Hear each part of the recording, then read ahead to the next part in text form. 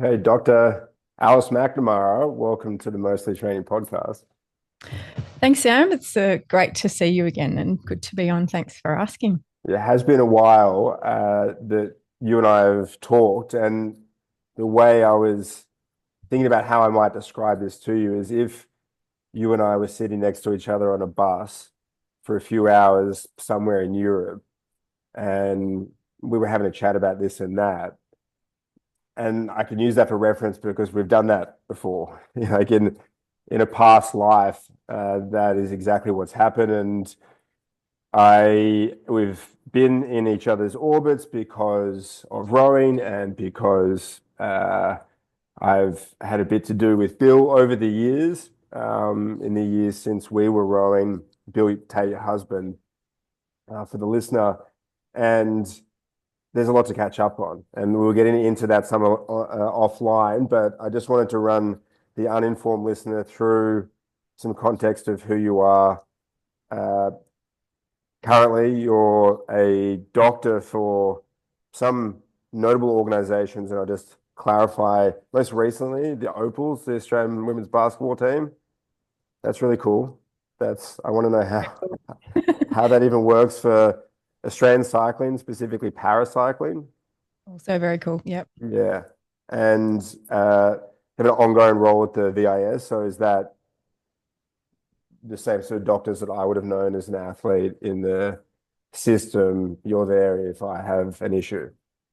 Yeah, the VIS is a really important part of my life. It has been for a long time. I was an athlete there for 14 years, I think, as well. Had some good time away, and it's a real privilege to be back there on staff. You feel a deep connection to the athletes because you know exactly what they're going through, and you get to see the able-bodied and the para athletes across multiple different sports. And critical as well is that, like, we have a really good base of physiotherapists, dietitians, and coaches in the building and psych. Like, it's very multidisciplinary. So it's kind of the team around the athlete. And as the doc, you're in a privileged position. You can kind of direct kind of the priorities for each athlete, and you have the ability to kind of put the brakes on someone's training progression if you think that for the well-being or the safety of the athlete, this is the right period of time to do it. You have a real good ability as the doctor to kind of weigh in on what you think is important. But yeah, VIS is all about sport and life, which I really appreciated when I was an athlete. So it's all about the well-being of the athlete while they're going through this crazy career that is an elite sport. It's a career. I mean, the investment is significant. And I want to talk to you a little bit about your athletic career, which predated your doctor career, it's simultaneous, as was your sport performance as an athlete and your education. This has been something that you have to toggle back and forth. But the doctor that you are is specifically with athletes and is informed by your life as an athlete. And as you spoke to, you're a VIS, as the Victorian Institute of Sport, for maybe non-Australian, non-elite athletes that aren't familiar with numerous three-letter organizations that support the athletes in Australia. You're a VIS athlete for over like 13 years. You Yeah. represented your state 12, 13 times, your country 11 times, two as an under 23, I think nine on the senior team. Is that Yeah, right? correct. And when I was looking into the specifics of your stair climbing, which I do remember, which seems to have evolved over time, there's some more ultra events that involve and running events that involve inclines. But the stair climbing at the time I really appreciated because I want to know what rowers aren't just oarsmen and oarswomen, but they're actually athletes that want to kind of do stuff with their body. And then when given the opportunity, they go ahead and do that versus the people that stay within the sport. And then that's where they express themselves. And there's no right or wrong. But you're a three-time winner of the Eureka Stair Climb in Melbourne and a one-time winner of the Empire State Building Climb in New York. Yeah. And I looked at that, and so you were wearing a VIS singlet at that time as your Represent. yeah. I thought, yeah, good on you, and you're still there. So that's an organization that obviously contributed a lot to your role as an athlete and is there for you professionally, and you're very much giving back in that role. Yeah. Yeah, Yeah. that's actually quite funny to think about the uniform choice. I did stick a few sponsor names on there that helped me get over there. Yeah. Not, there wasn't this one, but you do They, end up wanting to represent the people that support you. yeah, 100%. We had the rowing program at VIS when I was there. I remember Cobber, Chris O'Brien, who has coached you at times. Yeah. They called it the Victorian Institute of Rowing because we had this real hub of heavyweight men, heavyweight women, pretty much then me tagging along with them, a couple of lightweight men at times. But it was essentially this squad of multiple Olympic medalists, gold medalists. They're your normal training partners. Now, tell me that doesn't make it normal to do the things that they do. If you're training along people with that kind of passion and intent, but then also have the ability to switch off and relax. A lot of the training sessions were long but chilled, and then they had the ability to dial it up and perform on those 2K yoga days. And the vibe was tangible in the room about performance day. Like, it was actually, you can't really teach that, but to sit immersed in it was a real privilege. So Chris O'Brien was the lead, and Bill Tate was coaching the women's side of things. And we had Sarah and Kate in the pair, and we had Crouch in the single, and Drew with multiple partners that he was with as well. So and Maxie and Marby, and Yeah. these are the people that we got up every day and trained with on the water, step rates, carom sessions, gym afternoons. No one was in the gym on a Friday night at 5:30 p.m. except the rowers. Yeah. And it's still the case at the VIS. They're the ones that are there on a Friday night. No one else is. So I have a lot of respect for the community that's built within these institutes. And yeah, you're right with the international listeners. Australia is a big country, so we have multiple sport hubs around each state. And the National Institute Network includes VIS and Swiss, which you were a part of, the AIS, which is based in Canberra, QAS, which is going to be a big hub leading into Brisbane 2032. But we're fortunate that those centres are government supported and support categorised athletes in able-bodied sport and para sport, of which sponsorship is not a big side of it. So usually you're working as well as training at the same time, or studying, which was what I was supported to do. And we rely on these institutes. They're a huge part of the Australian sports network.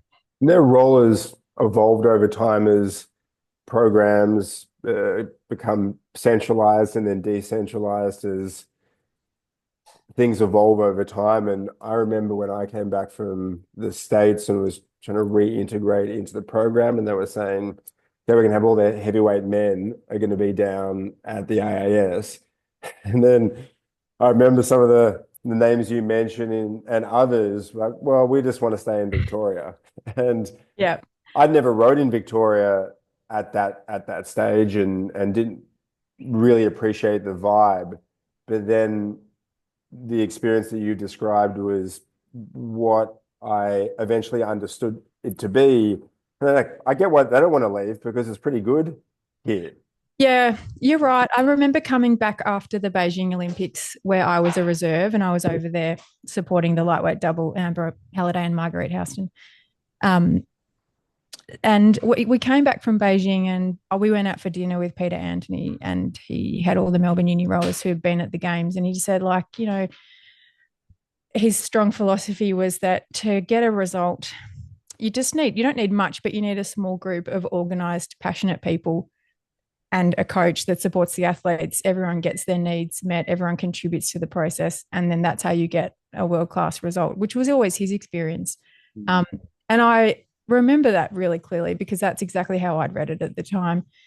I had already relocated a couple of times to train in different places, and for the purpose of creating a crew and getting the cohesion and a boat together, that works. It works for a short period of time, but I always gravitated back to home base, which was Victoria. And to be honest, it was probably at my detriment at times, because you weren't always underneath the national coach's nose. But I developed better as an individual in my home environment. I had a really good buy-in to the program. I was talking about what sessions I felt like I got a lot out of. Bill and Rod Siegel would often have, they had an open door policy. So rowers would come in for the afternoon session, they'd have a chat in the VIS office, and they'd go back into the gym. And you'd always talk about the morning session, talk about splits, RPE, heart rate, how you were feeling, the sessions that worked last week, a bit of a blueprint leading forward. And you always had the opportunity to buy into a program and have input. So Yeah. I really felt like I got very individualized programming when I was at home. And when you're in the bigger system, and I've heard you talk about the men's eight, it's harder to do. It's harder to do in a quad or even in a crew boat situation. But And the bigger the boat class is, that's exactly right. Makes all the difference, because what you've described is not that replicable for an eight. Because if it's an eight, then it's more likely a squad that's bigger than that. It could be upwards of 20 people, 20 men, 20 women. And even if you want to individualize, you're prioritizing the individual and their needs on a day-to-day basis, or is it the general thrust of the squad?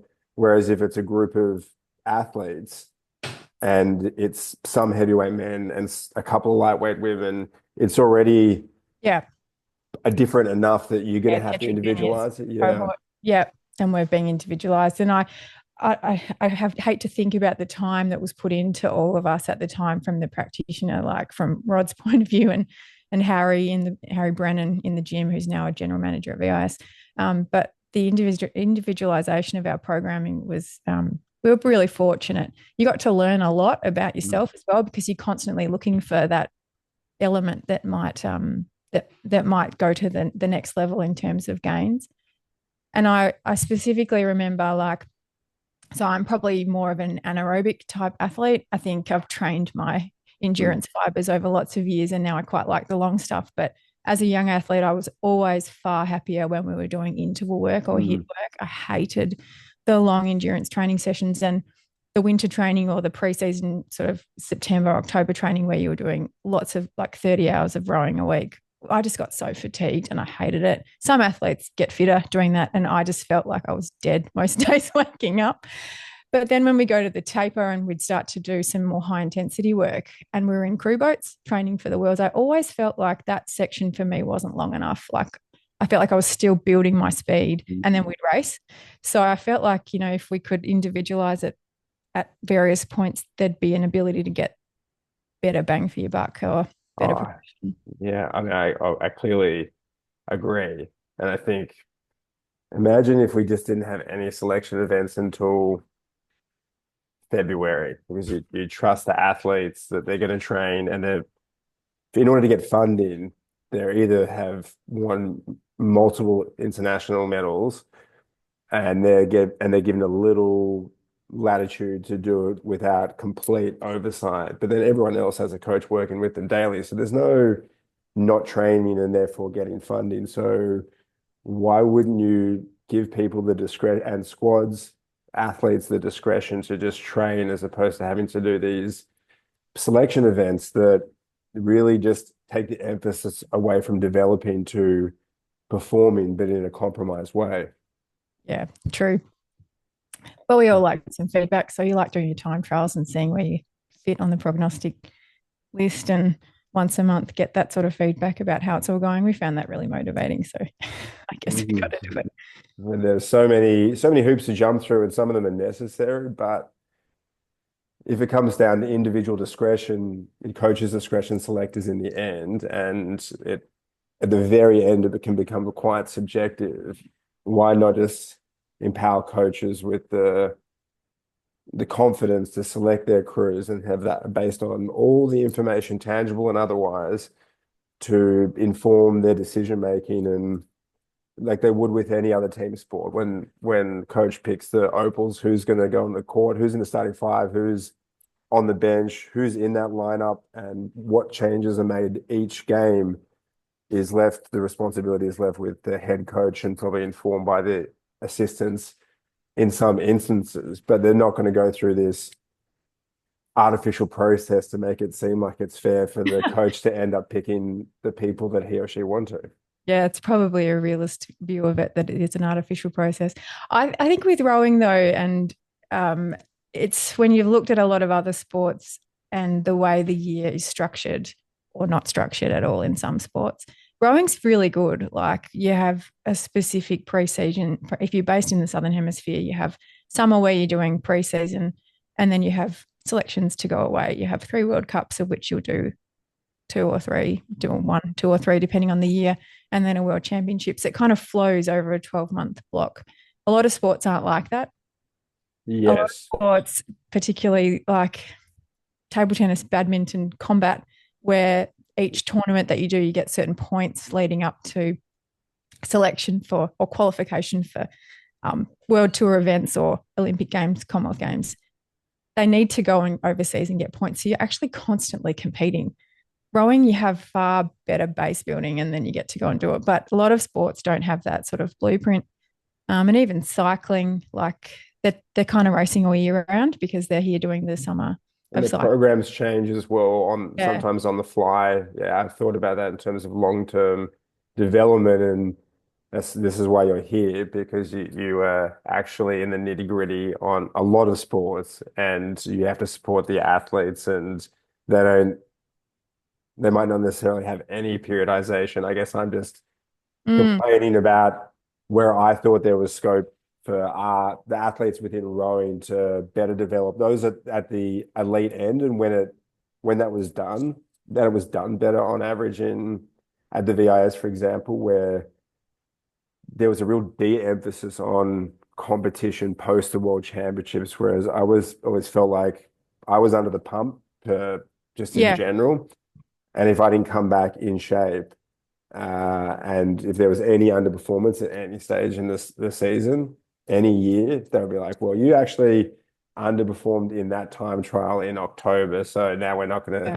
select you. And I think when athletes had the confidence to just treat it as it needed to be for them within the broader context of a program, that tended to work out well. Yeah. Yeah, you're right. The senior athletes or the really experienced athletes being given almost the privilege of, all right, you've reached a certain entry point threshold, and now we know you can. We know you're tough. We know you're going to do the work. It's not about that. That's a given. And now it's about mastery of this craft that you're trying to create. Like Yeah. it's actually you and your pair partner. We sit down. We watch video. We spend a lot of time working out how you're going to go about it for the efficiencies. And I definitely that was my favorite part of rowing was like how do you I have a I guess sense of hard work gets you places. So I'm probably going to do that anyway. But it's about how do you get the efficiency in what you're trying to do so that you maximize the boat speed, both smoothness and distance per stroke and all that stuff. Like how do you change what you're doing slightly to really be a master of what you're trying to do? And I actually think I did that a little bit in stair climbing as well, Yeah, yeah. weirdly as that sounds. And certainly I'm someone who tries to do everything as quickly and efficiently as possible, even now. So, Yeah. like in my trail running, I definitely won't take the long way around the corner. I'll do the Yeah. cut down through the rocks if I can. But like, I think you get to really be a master at what you do once you're given the opportunity to explore that. There's a couple of things you mentioned. One of them is that it was even for those in the pair, the sweep rowers were allowed to develop a combination. And in the time that I was on the team, I watched that evolve from being something that was allowed, or that was what the norm was, to they wanted us to row variable combinations all the time. Sometimes every week, every 2 weeks, you do a different combination at all stages of the season. So you might have 4 different pair partners. And you could see the reason for that if you're trying to develop a squad. But then anytime you got to a combination, you're like, "Oh, this is something that we could then strive for those extra degrees of mastery," was kind of ripped out. Like, you could have both guys say, "Can we please row the pair together?" And they're like, no chance. Like off you go to Yeah. the yeah. And so you do see when those opportunities were allowed, and why I think sometimes within rowing in Australia that the really good performances at the Olympic Games when it matters and the most is almost in spite of the system instead of because of it, because they've just been allowed to be a Yeah. semi-autonomous unit as opposed to a product of the system. Yeah. Yeah, and I think the men's eight, women's eight, those boats are really hard to build if everyone has a say. So, Yeah. they have to be more system-led crews. How would I have gone if that was my boat? I'd have to probably shut up and listen more than I did. Um, so I actually probably would have not got the most out of myself if I was in one of those bigger boats. The thing I found the So most difficult is that balance of if you don't have an influence, if yours is just pulling the oar, then you're underpinning what you could be a contribution of the boat going fast, which is why everyone's there. But then you also have to get on board with what's going on, yeah. and otherwise it pulls the whole thing apart. Mm, It's tricky. It's really easy when it's going well because then everyone just goes, "We'll just keep doing this." yeah. You know, but then that's harder to come by. I this has been somewhat rowing heavy, but that's because where we met was doing national team stuff. You're just to go through because I was doing this myself this morning. 2005, that was your first under 23 team. Yeah. And And so that's probably a good entry point to how I started rowing. So my coach on that team was Tim Dolphin, who I yeah, think you would know from the yeah, Sydney. Now, I wish I had a really good history to tell you about Dolph, but I just respected him because he trained national team rowers at UTS, and I just knew yeah. that he was a good coach. He was a Melbourne University coach when I came out of school and joined the Melbourne Uni Boat Club on the Yarra River. So in Melbourne, the scene is very central in the CBD, and there's a university, Melbourne Uni, just right up on the other side of uni. So I was on my bike riding between rowing and uni and home, and that was sort of my lifestyle. And Dolph started up this lightweight squad where we had probably seven or eight of us training at a high level off the back of our youth program. And he's probably the first coach who um, taught me the mastery of rowing a single. So I was probably someone that tried to push quite hard, given, you just think that more you work, the faster you'll go. Mm. But he really taught me how to get the boat feel for a single scull. So we did heaps of technical work with feet out, wide grip, falling in, getting back in, all the stuff that you need to do to be really comfortable in a single scull. And he taught me how to row with good rhythm early. So I think he was probably the one that got me to love the art of rowing a boat. I made the under 23 team under him, and he coached myself and Jess Huston from Perth. So we had 2 years together in the lightweight double for the under 23s. And yeah, we got over to Amsterdam and also Hazelwinkel in Belgium, and we got a bronze medal. Did you do a World Cup that year? I reckon we trained in Varese. When we used to, so the rowing scene in northern Italy, where the AIS has the European Training Centre now, we used to live in a hotel around at a place called Biandrono, and we used to row on the lake. So we did a World Cup, Munich, I think it was, and Yeah, then raced in Amsterdam, came away with a World Championship under 23 bronze medal. So that 2006. validates yourself to be a international level rower, which Yeah, was made me hungry for more. 2005 and 6 on the under 23 team. yeah. Just prior to when you were at school, outside of rowing, what were the sports that you tended to do? Was running a feature Basketball. then? Basketball. Yeah. Yeah, but basketball was my first probably true passion, Okay. true love. I started in about grade 6 and played for Hawthorn Magic for a rep team. So I'd play sort of 4 or 5 times a week. And, when that's your first lesson in life, that if you do it enough times a week, you'll probably get better at it. So I grew early, and I was a forward or a centre in basketball Oh, really? when I was 11. Yep. And then as everyone else grew, I had to learn how to ball handle. So I ended up a point guard by the end of year 12. Um, and They're still pretty handy all the way through school. yeah, I played Yeah. basketball all the way Yeah. through school. Okay. Look at, state, local competition. It was the Victorian Junior Basketball League. So I was probably like a championship level player. I wasn't doing any Vic or national team stuff at all. And I knew basketball is a huge world. Like as a junior, there are so many players. And my club probably wasn't one of the ones that was feeding the national system either. But school had lots of sports. I was fortunate to be at a private school, as a lot of rowers. You're sort of very grateful for these opportunities. But my school had basketball, which I do, but I also did athletics and surf lifesaving.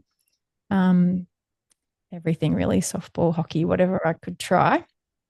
And the basketball for rep basketball was on a Friday night. And when rowing came around, everyone was signing up to do rowing. It was the sport that was kind of the cool sport to do. And I had never had any exposure to it. So I started in year 9, but that involved Saturday morning regattas. So I'd have basketball Friday night, Saturday morning rowing. And the balance of it all was pretty exhausting. So at some point, I decided that probably rowing was where I would put my eggs, and basketball fell away. But I guess I still love it. Yeah. This most recent year, getting to travel with basketball was a real blast from the past. And you have to pinch yourself when you get to rebound the ball for Lauren Jackson and Tess Madgen and team, just shooting it back and then popping up the odd 3-pointer when no one's watching. So I did Yeah. really have Well, I love. guess you get to really appreciate if you know where you were at, like all those girls were that age too. And either at that stage or in the levels after, they were just at this really high standard, and you were right there. So it's more tangible for you than even for most, because you played the sport for a while and not to the same standard, but on the same Definitely not courts, to the same perhaps. standard. No, but I love watching the game. Yeah. Yeah, So, cool. and I still I work for one of the WNBL clubs in Melbourne, so that's been a joy. Um, yeah, and it's just a fun, anything that you really did in your formative years is pretty imprinting on your psyche. So I For think sure. I've enjoyed it.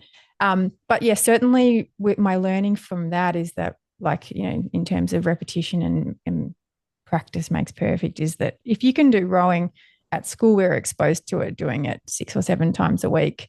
That is also something that you're going to build a skill in. So through school, I think I was in the 4th crew in year 10 and moved my way up. And in year 11 and 12, I made the senior first quad, and we won in year 12. And that was really informative to then what I would go on to do. So I made the junior sort of development team for Victoria that year. And then I was interested in joining a club. So the school coaches fed me into Melbourne Uni Boat Club, which was then my home for the next 15 years. Yeah. Good spot to be fed into, though, Yeah. especially at that time. And by 2007, you're in the lightweight women's quad.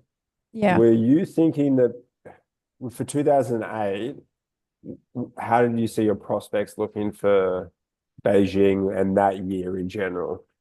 I think I was pretty realistic. So training in Melbourne, you have exposure to awesome foursome, the highest level rowing up and down the Yarra. They are clearly the top of the rowing in Australia. And we were there as school rowers, developing rowers. You could see that there's a long trajectory, but it's a clear trajectory. So you can see the path forward. It's not like it's an ambiguous route. I got the sense that if you do this enough, eventually you'll get there. I wasn't in a hurry, to be honest. So I made the lightweight quad scull, which is the non-Olympic boat class, the year before the games. And we first met in Italy. I think we were staying at the Palace Hotel, rowing on the lake in Varese. That was my first team. So that was my first senior team as well. Oh, yeah, cool. Yeah. Yeah. And it's hard to remember we just can't account for everyone's aspirations for a particular season, let alone for a quadrennium. Yeah. But it seemed like by the time the London quad, so 2009, rolled around, that you especially for a lightweight woman that's been on a lot of senior teams, that now you're aiming to make it to the games. Yeah, I just think from an age perspective, that was a more realistic time frame. So in 2007, I was still eligible for under 23s. I would have been 21, I think. And we had a really good double in Amber and Margs, who'd been the double for a while. Amber had been to the Olympics in 2004. They win in 2007. They won the world championship. So there was They won the worlds, which is huge for a lighty double. Yeah. The year before the games. And the lightweight quad, which was my boat, which technically would have been rower 3 to 6. Yeah. We won as well. So we had 6 world champions at the Worlds the year before the games. And that's a year that everyone's on, because that's qualification regatta times. Yeah. So I have really high standard of lightweight rowing in Australia. So my crew was um, Bronwyn Watson, Tara Kelly, Miranda Bennett, and myself, coached by Alan Randall, and we were world champions that year. We had an amazing heads down campaign. Like we were focused on getting this quad moving. And as you know, Ellen is so good technically, and she had us moving. We were rowing so long. I rode behind Tara, who's quite tall, and my job in three seat was just to match her length, which was challenging, but just put as much power down as I can and pass the rhythm back to the bow pair. And I remember like the world champs final really clearly. You don't, it's a pretty blurry, isn't it, when you look back? But that race for me was just so clear. I was super nervous the day before. We'd qualified for the final on day one of the regatta. So we had all week to wait before we raced the final. And I was so nervous the night before. I remember walking up the length of the 2K course and sort of had a bit of a, I don't know if it was a panic, but I sat down in tears at one stage, and Lyle McCarthy rode his bike past and he said, just relax, you got this. Nervous about it. Yeah. The morning of the race, I woke up pretty powerful, like determined to get it done. And I didn't look out of the boat for the first probably 1,500 meters of the race until I could see the Chinese crew, which was probably the strongest crew that we're up against, were a boat length down on us at 500 to go. And I was like, we got this. Like we can't get this from here. So we just rode away from them. So we won. So it was a brilliant day. Like it's very clear. Yeah, and you obviously can remember a lot about that week and how you were feeling. Is that typical pre-race nerves for you? I always got nervous. Yeah. Yeah. That's actually something I've recognized in athletes I work with now too. A couple of times you just notice people falling. It's usually a good thing. It's because they're processing everything that they're going to go through for the next day. And there's some upsides if you can channel it. Oh, yep. Do you have a role other than just you can see it because you know what it looks like? Is there any scope to influence it beyond, say, what Lyle did, which is all you kind of can say, but isn't that helpful? Like, hey, just don't care as much. It's just like it's tricky. Well, you're not asking someone to do more than what they've already done. Yeah. You're probably just asking them not to get in their own way.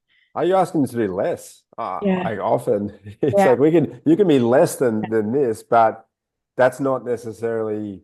Yeah, you're gonna have the space to actually take that on too. Yeah, and as a doctor on the team, that's like actually your job, particularly around race time. That's like you are a person who is. That's not all on the line for me. Like my job continues.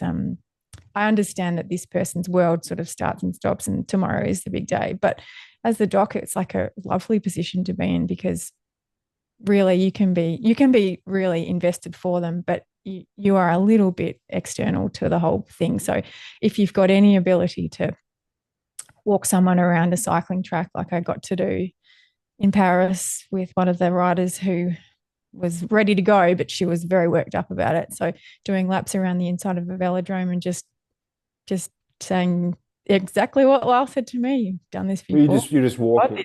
Yeah.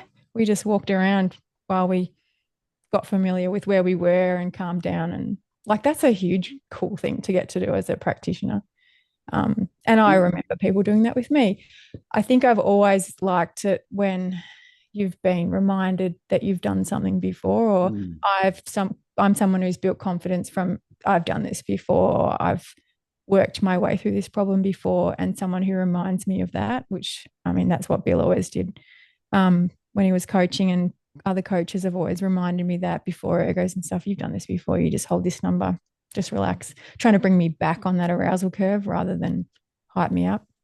You ever is there potential to step on the toes of the psych if there is one? Or is it more your role in those conversations that you're just someone with good counsel who happens to be the doctor and this is sort of an adjunct to your responsibility to the athletes and the team? Because it wouldn't strictly be within your responsibilities, but is a role that you can provide. Yeah, you're right. I mean, if the psych's there, that's great. They can do the walk around. Sometimes they're there, sometimes they're not. Yeah. But that's the role of anyone who's there supporting the athlete. That's the mechanics doing a bit of that around Yeah. cycling. Yeah. That's the coach. Mostly that's the coach. Like, right, it's any support staff member that's there who isn't invested 100%, doesn't have to actually sit on the start blocks or get in the ring. You are in a privileged position because you can see it a little bit less emotionally and you can bring that person back. So I definitely see it as the role of any support staff member who's there. You're not giving someone specific psychological strategies. You're just saying, hey, I back you. We're here. You've done this. Like, it's just human nature to support, right? Yes. It's funny though, because you'd been rowing for a while at that stage, and then that was just prior to winning a world championship. So you were at a really high standard, and then you continue to be, and it never for a long time, and that anticipation doesn't really go away. In fact, that might be, if not for that, then it would somewhat defeat the purpose of the event itself and the reason that you'd even do it, because you have to have something on the line for it to be meaningful. But then that comes with some version of anticipation that it can present as anxiousness, and that's going to be different for different people at different times. Do you still feel that now when you're on the start line? Yeah.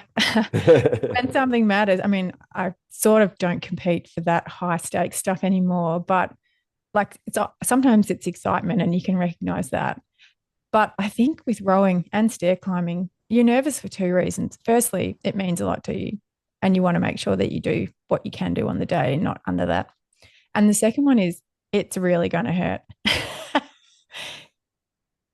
For And sure. That was great. the thing that I always, it's like no matter what, it is gonna hurt. And there were some times where honestly, because I could be carrying a lot of fatigue and probably underfueled, and it would be 10 strokes in and it's already hurting.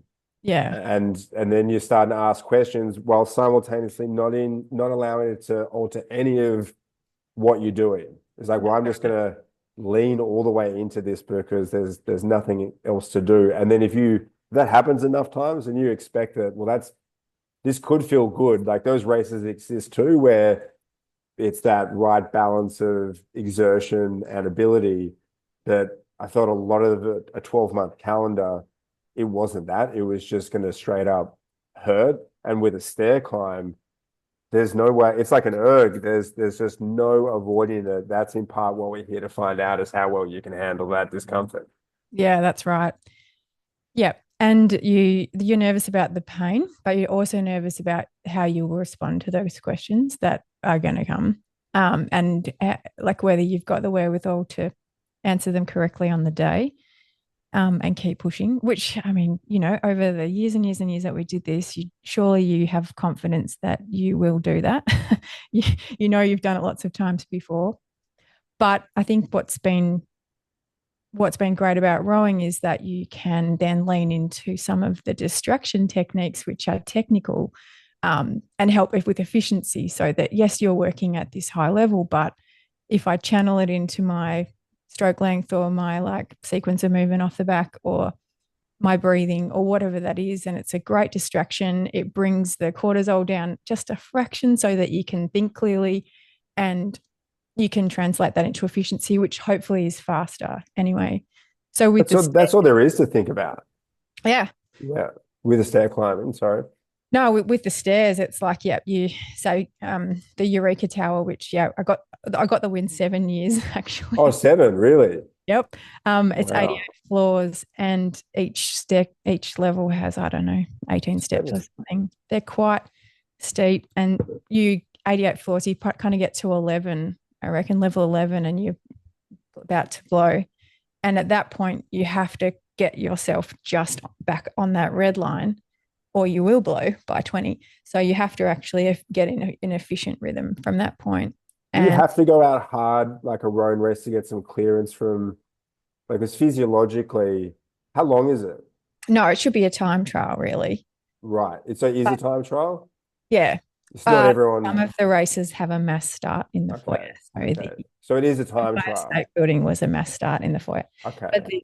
a lot of the Australian races, people start 30 seconds apart. Okay. Um, Okay. How long was the range over winning at 7 times? What were the I think times? my best was 9 minutes 22. My Okay. worst was 10 minutes 15 or something. So So you would be trying to negative split it or even split it even split, you're probably theor right. Yep. theoretically, but is that no matter even if that's the case, by about 11 floors, you're against it anyway, like you're just pressed. Yeah. I Yeah. mean, maybe this is a good question for a cyclist because they do this more often. In rowing, we tend to pace it differently, right? Because you're going backwards. So getting out in front of Yeah. the, In the boat. you look back. Yeah. But even Yeah. on the ergo, like I mean, my understanding, most 2K ergos, you would have splits 1 and 4 being a bit I quicker than, think that's muscle memory. I think rowers, because that was my issue, especially in the eight. Like we have to go to get to the 500 at the yeah. front of this field. And so no matter what my pre-talk was for an erg, they're like, okay, I'm gonna take it nice and easy. It has to feel easy, don't I? And then every time I'm 2 seconds ahead of pace. Even the ones that went well, I just did that not quite as flagrantly, and I couldn't. It's a skin I couldn't quite shed, which then helped itself to some of the shorter distances. But I think that's part of it because it doesn't make sense physiologically. Yeah, you're right. It doesn't. Maybe a little bit of anaerobic predisposition from you is going to, you get few free seconds in the first 500, but it usually comes back to bite you. You're right. Yeah, usually, yeah, I did. So what year did you start with stair climbing? I first did the Eureka climb in 2010. Okay, so 20 through 9 and 10, where you were in 2009, you're in the women's double for the first time, which is the Yeah. Olympic women's lightweight double, which is Olympic boat class. That's the boat you want to be in if you're a lightweight Yeah. woman rower in Australia So, and or to anywhere in the world. so 2008, they didn't run a selection trials for the Olympic double because Amber and Margs had won the double in Yeah. 2007.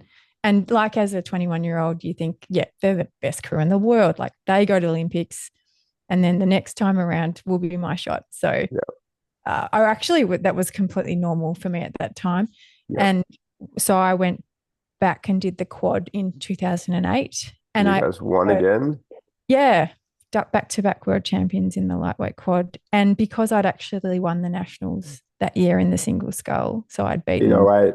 yeah, Okay. I then got named as the Olympic reserve. So I went across to Beijing as the spare. So that was actually a really cool experience in Beijing.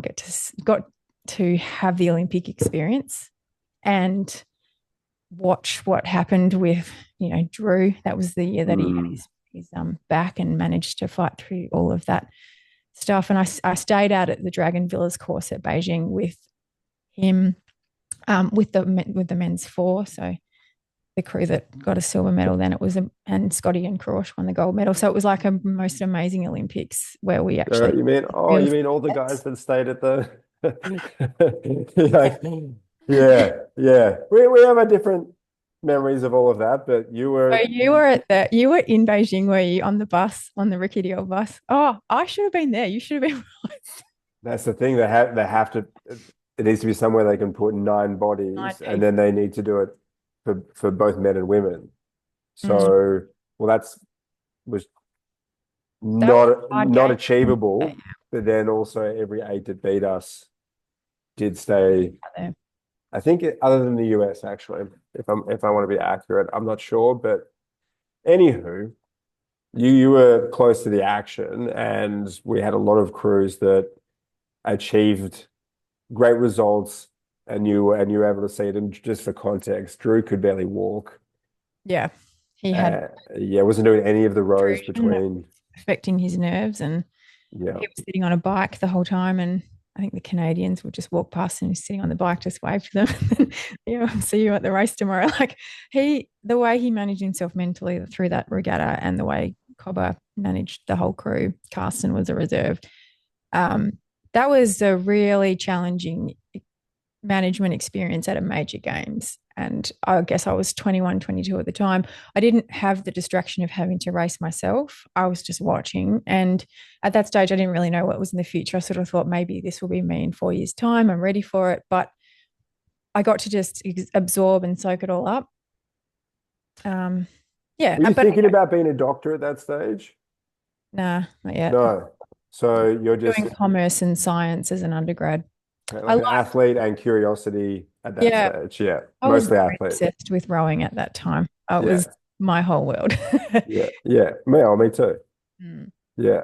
Um, so by the next, so if you've gone medaled at under 23s, next year senior world champion in the quad, following year senior world champion in the quad, and you're the fastest sculler in Australia, you've got maybe the best view in the house for the Olympics because you don't have any, you're one of the few people there that doesn't have any competition pressure unless something goes wrong. It's a very strange role where I think some people would manage it better than others, but you seem to have a sense of your age and that there was more to come. And by the following year, you're in the Olympic bow class. Can you just talk to me a little bit about how that quadrennium evolved for you? Leading to 2008. No, leading to 2012. Oh, Yeah, the yeah. next, so like because at the start you're all of the pedigree Mm. would have you believe that aspirations for success in the exact bow class that you would aspire to be in is very reasonable. You're in a great place to do that. You've had a great experience to get to that point, and then it doesn't exactly go the way that you want. Yeah. A lot happens in 4 years as well. So Yeah. 2008, at the end of the games, Amber and Margs, they didn't have a great Olympics. Both of them retired. We didn't have a national training centre at that stage. So we all go back to our home states, and VIS is my home, Melbourne Uni. Um, we had a really informative, like core memory training camp into the end of 2008, which was the famous Camp Drew that was a Oh, secret camp. yes. It was really formative because it set all of us up in Victoria for our next Olympic cycle. And I think most of us at that stage were looking at having a really big Olympic cycle. So it was a secret camp. We were just told we had to be, it's a long story, but I'll just tell it briefly. We were due at the VIS on a Friday morning at 6 a.m. You had to bring camping stuff. You had to bring cycling stuff, swimming stuff, rowing stuff. Bring your bags, bring your bike, be at the VIS, which was at the time at Olympic Park, like right in the middle of Melbourne. So we got out the front there. Everyone's there with their kit. Reg Crawford is there from the SAS. And he's there with a tarp and a little army bag. That's it. And we're like, okay, we're going somewhere tough. Anyway, load all the bags in the van. And then we were told we're riding down to Woolamai, sort of Inverloch, sorry. So it was like 200 Ks away. And we spent all day riding as a squad out towards Drew's farm. And then we got there, set up tents outside in the wool shed. We were all pretty exhausted by that stage, came in, had dinner. And then it was kind of a surprise training camp for the week on. Anyway, so we knew that we're probably going to be woken up in the middle of the night, have to do weird stuff. But essentially, yeah, what ensued was like an ergo competition. We went to bed. I remember putting on my bathers underneath my thermals, thinking they're going to send us out into the surf in the middle of the night. So I didn't know what we were up for.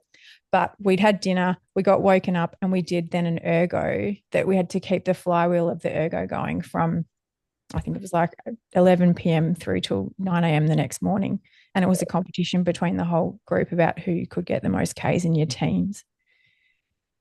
Yeah. And so we, all night did this ergo. And This is bringing back sort of memories of they did what? Yeah. Yeah. But we had support staff join in. Sarah Tate was pregnant at that stage. She's doing an ergo all night, vomiting off the side and keeping on going. And so there was this somehow this tangible culture in the room where you're in the company of greatness and you have to lift yourself. And so we did this ergo all night. And then at the end, I think Drew was sort of like 9 o'clock kind of ticked around and nobody stopped. And we were all like, oh, is it done? Like, do we stop? Who stops? It's a bit of mind games all the way through. Can't remember how that wrapped up, but essentially we all then went to breakfast. The next day was a treasure hunt run. So we were like running all over the coastal town, picking up, finding, objects that you have to carry. And someone was running with a surfboard and we had a basketball. We had to shoot a number of hoops. And it was about a 40K kind of day out on the feet. Dinner that night. And next morning we rode back. Oh, yeah. And there was a cognitive task. So after the 40Ks on your feet that day, we had to, there was a block of wood for each team with a nail sticking out of it. And you had to balance nails on top of this one nail. And there was a special way to do it. But everyone was hypoglycemic and frustrated and exhausted. You hadn't had no sleep and you'd done 20 hours of exercise in a row. So we were exhausted and we had to do this one fiddly little task. And then lunch was after that. So was it per individual? For the group, yeah. Okay, so everyone has to do it, that everyone gets lunch? And everyone's looking at Carsten, who is an engineer, and he was like shaking like this. Like, come on, Carsten, get it together. We need to get this lunch. But if Carsten's struggling, then you just get some idea for how in the hole everyone was. And then it's all like, back on the bikes, this will be safe. Back on the bikes to get home. Totally, yeah. How would you feel if you were observing this in your current role? Like because I have this warped sense of normal, I often have to check my sense of normal now. So yeah, I have operational health and safety now. Like, but how do you check your sense? I have a hard time with normal. Yeah, no, I do too. Yeah. I'm cognizant of that. I constantly reflect on what my colleagues would say in the situation, and definitely over time you get better at it. I'm still getting better at it, but in a way, to be the best in the world, you have to be not normal. So we're going to be dealing with people who. What about as a parent? Because I find myself interacting in a way where I'm pretty sure most parents wouldn't do this, but then I'm also not trying to raise like entirely normal, like consensus, middle of the road human beings. And then I think, well, to check in with what would be normal for another parent is not my reference point. So I guess we're just going to do this as long as I think it makes sense. And I'll check materials more than I would check the consensus point of view. But to me, that's not too different than what you're doing as a support staff or as a coach. Yeah. I think you've got to know where your risk boundary lies. And it's so individual. That. Well, yeah. But I mean, like, the elite sport it's a privilege to get to do it. And you are not going to come out of elite sport unscathed, like from a body point of view or a psychological point of view. But there are some things that you don't make compromise on. So head injuries and concussion, we do not let that athlete keep going. When the brain's injured, it can't make a decision. So someone else needs to make the decision for you. So like I have a really strong position on head injuries and hand injuries as well. Like if someone's got a hand injury, that's their tools of the trade for life. So I'm pretty firm on that too. Really? A lot of the other decisions that we make in medicine with an athlete are shared decisions, which I appreciate that. I appreciate the privilege of being able to be involved. And I think if you're able to have the athlete really contribute to that decision and weigh up the pros and cons of continuing, they have a lot of trust in you as well. And there are times that your perspective will vary from theirs, and you have to discuss it from your perspective and really lay that on the table. But at the end of the day, they have a perspective as well. So it is often their life, what they're committing the most waking hours and attention to. And then there's a lot of identity wrapped up in that as well, oftentimes. Yep. And I was curious as to what you see your role is, because a lot of the times when, as an athlete interacting with a doctor, I felt that I was there for support, but also that this doctor could decide for me not to be able to do the thing that I want to do. And if I think that's on the table, then maybe I don't even have that conversation. And I'm very conscious of that. Yeah. You have to be able to be approached because they can trust you. And if you're overly conservative, you're not the person that they're going to trust. Um, and there is risk of not doing the thing either. Like you say, there's a huge psychological risk of taking that opportunity away from someone at a critical time. So there's risk both ways. And it's not just the doctor. We have the physio heavily involved, the coach, family.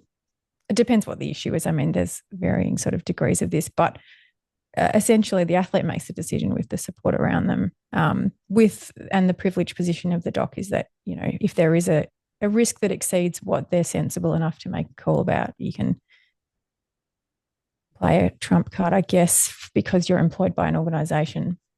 That's on the table from the athlete's point of view, that could happen. It might not get to that because you might have a doctor that, I mean, we always knew which doctors were more likely to be less conservative, who saw their roles as supporting the athletes to ultimately do what they are there to do, which is stay on the field, stay in training, unless there was an overt reason not to, and that threshold is going to be different for each doctor. I found that when you could come across a doctor that was from rugby or like something like that, then there are certain sports where they knew that athletes are going to be beat up. That's normal. And so we can't, if they have some ailments, we're not going to take them out of training more often than not, because then we won't have anyone to play. Whereas if they're coming from a non-sport background but are doctors, then that line is often drawn completely differently. And what I found having to interact with civilian doctors in the real world, then that's not even a consideration for them. And yet I still, to me, I feel like the exact same person with more or less the same priorities. I'd say that it's shifted to more consideration for health, but just with a different point of view than maybe a doctor that might come across in the wild. Yeah. And most of my patients in elite sport, but also private practice where I work, have had some high level sport at some period of their life. And they are different. They're built different. And their pain thresholds are different. And they won't tell you that. You just know that they have. Oh, yeah, that's because that's their normal. Yeah, totally. That's why a pain scale is like, where are you in the pain scale? And like, what's 10? And then I live at most people's 10. So then most people, like, it's just the whole thing falls apart pretty quickly. Like, I don't know how to answer it, even though I want to participate in what we're trying to do here. It's like different species. Do you notice different blood values that where there's not a problem, but this is you've got an athlete that by their performance, that's a non-typical person. By their performance, their capabilities, maybe just their anthropometry, their lifestyles, none of it's normal. But we're also expecting that their blood values, for example, or other physiological tests like that should be within a range of normalcy. Yeah. And yet it's not, but there's nothing wrong with them. Oh, for sure. Yeah. And people can do amazing things with abnormal scan results, test values. I don't know, lumbar discs or hypertrophic cardiomyopathy, like all these things that you standard, or a doctor who's trained traditionally without watching a lot of elite sport athletes would say, hey, no, I don't think you should be doing that. But from experience, we know that you can have a condition and do something amazing. So who am I to say, don't do it? There's a risk there. Like if you understand a certain elevated risk of bone stress injury or cardiac condition, I'm going to tell them about it. And we get some expert opinions in from various specialties if that's necessary. But really, I've seen people do amazing and incredible things with positive scan results. So we don't treat the scan, we treat the person. It's probably a simple way of putting it. Yeah, cool. There's so many things I want to talk to you about, and based on your current role, which is informed by everything that's happened. But when you and I were talking offline, like what I wanted to talk about, part of it was I have my experience as a rower, and a lot of that is based around the performances. And there's races and seasons that I feel really good about, and then there's times that I don't. And for me, the two troughs were basically at the events in the years where you least wanted to be. Yeah, same. And right. And I've had to go through this process, and part of this podcast, I'm talking about like how I think about it and how I feel about it, and trying to move on from that to an extent, but also Yeah. learn from it. And I spoke to Angus Dawson last week, who he's of a different vintage than us, so he's got a lot to play for, and it could shapeshift for him, and I hope that it does. I finished my rowing with these lack of resolution because I had to come to peace with there were certain results, like an Olympic medal, that just wasn't going to happen. That was the thing I was going to have to accept to stop rowing. And when I look at your career, you were as close as you could be to being where everyone would expect that you would, including yourself, and then weren't. And so if I look at my own career and go, oh man, that was close, shoulda, coulda, woulda, and you can see success right there. You had that, but to a more significant degree. And when you're DMing each other, how do I go, hey, how do I talk to you about the fact that your rowing career, by almost anyone's standards, was a success, but to the person that has that career, it's really not that simple. And every year is a different thing. But what I noticed was with your early progression into 2009, and even that whole quad, it was fifth, fourth, fifth in the double. So you're in the A final. You won a gold in Lucerne in 2010, and then yet it doesn't go the way that you want. And so I don't know. I could talk to you about it year to year, but I'm more curious to see how you feel about how things went now, and what do you think happened? What role did you play? What way can you leverage that now for others and for yourself? Yeah, super. Yeah, good questions. Obviously, I would answer them differently now than I would have in 2012.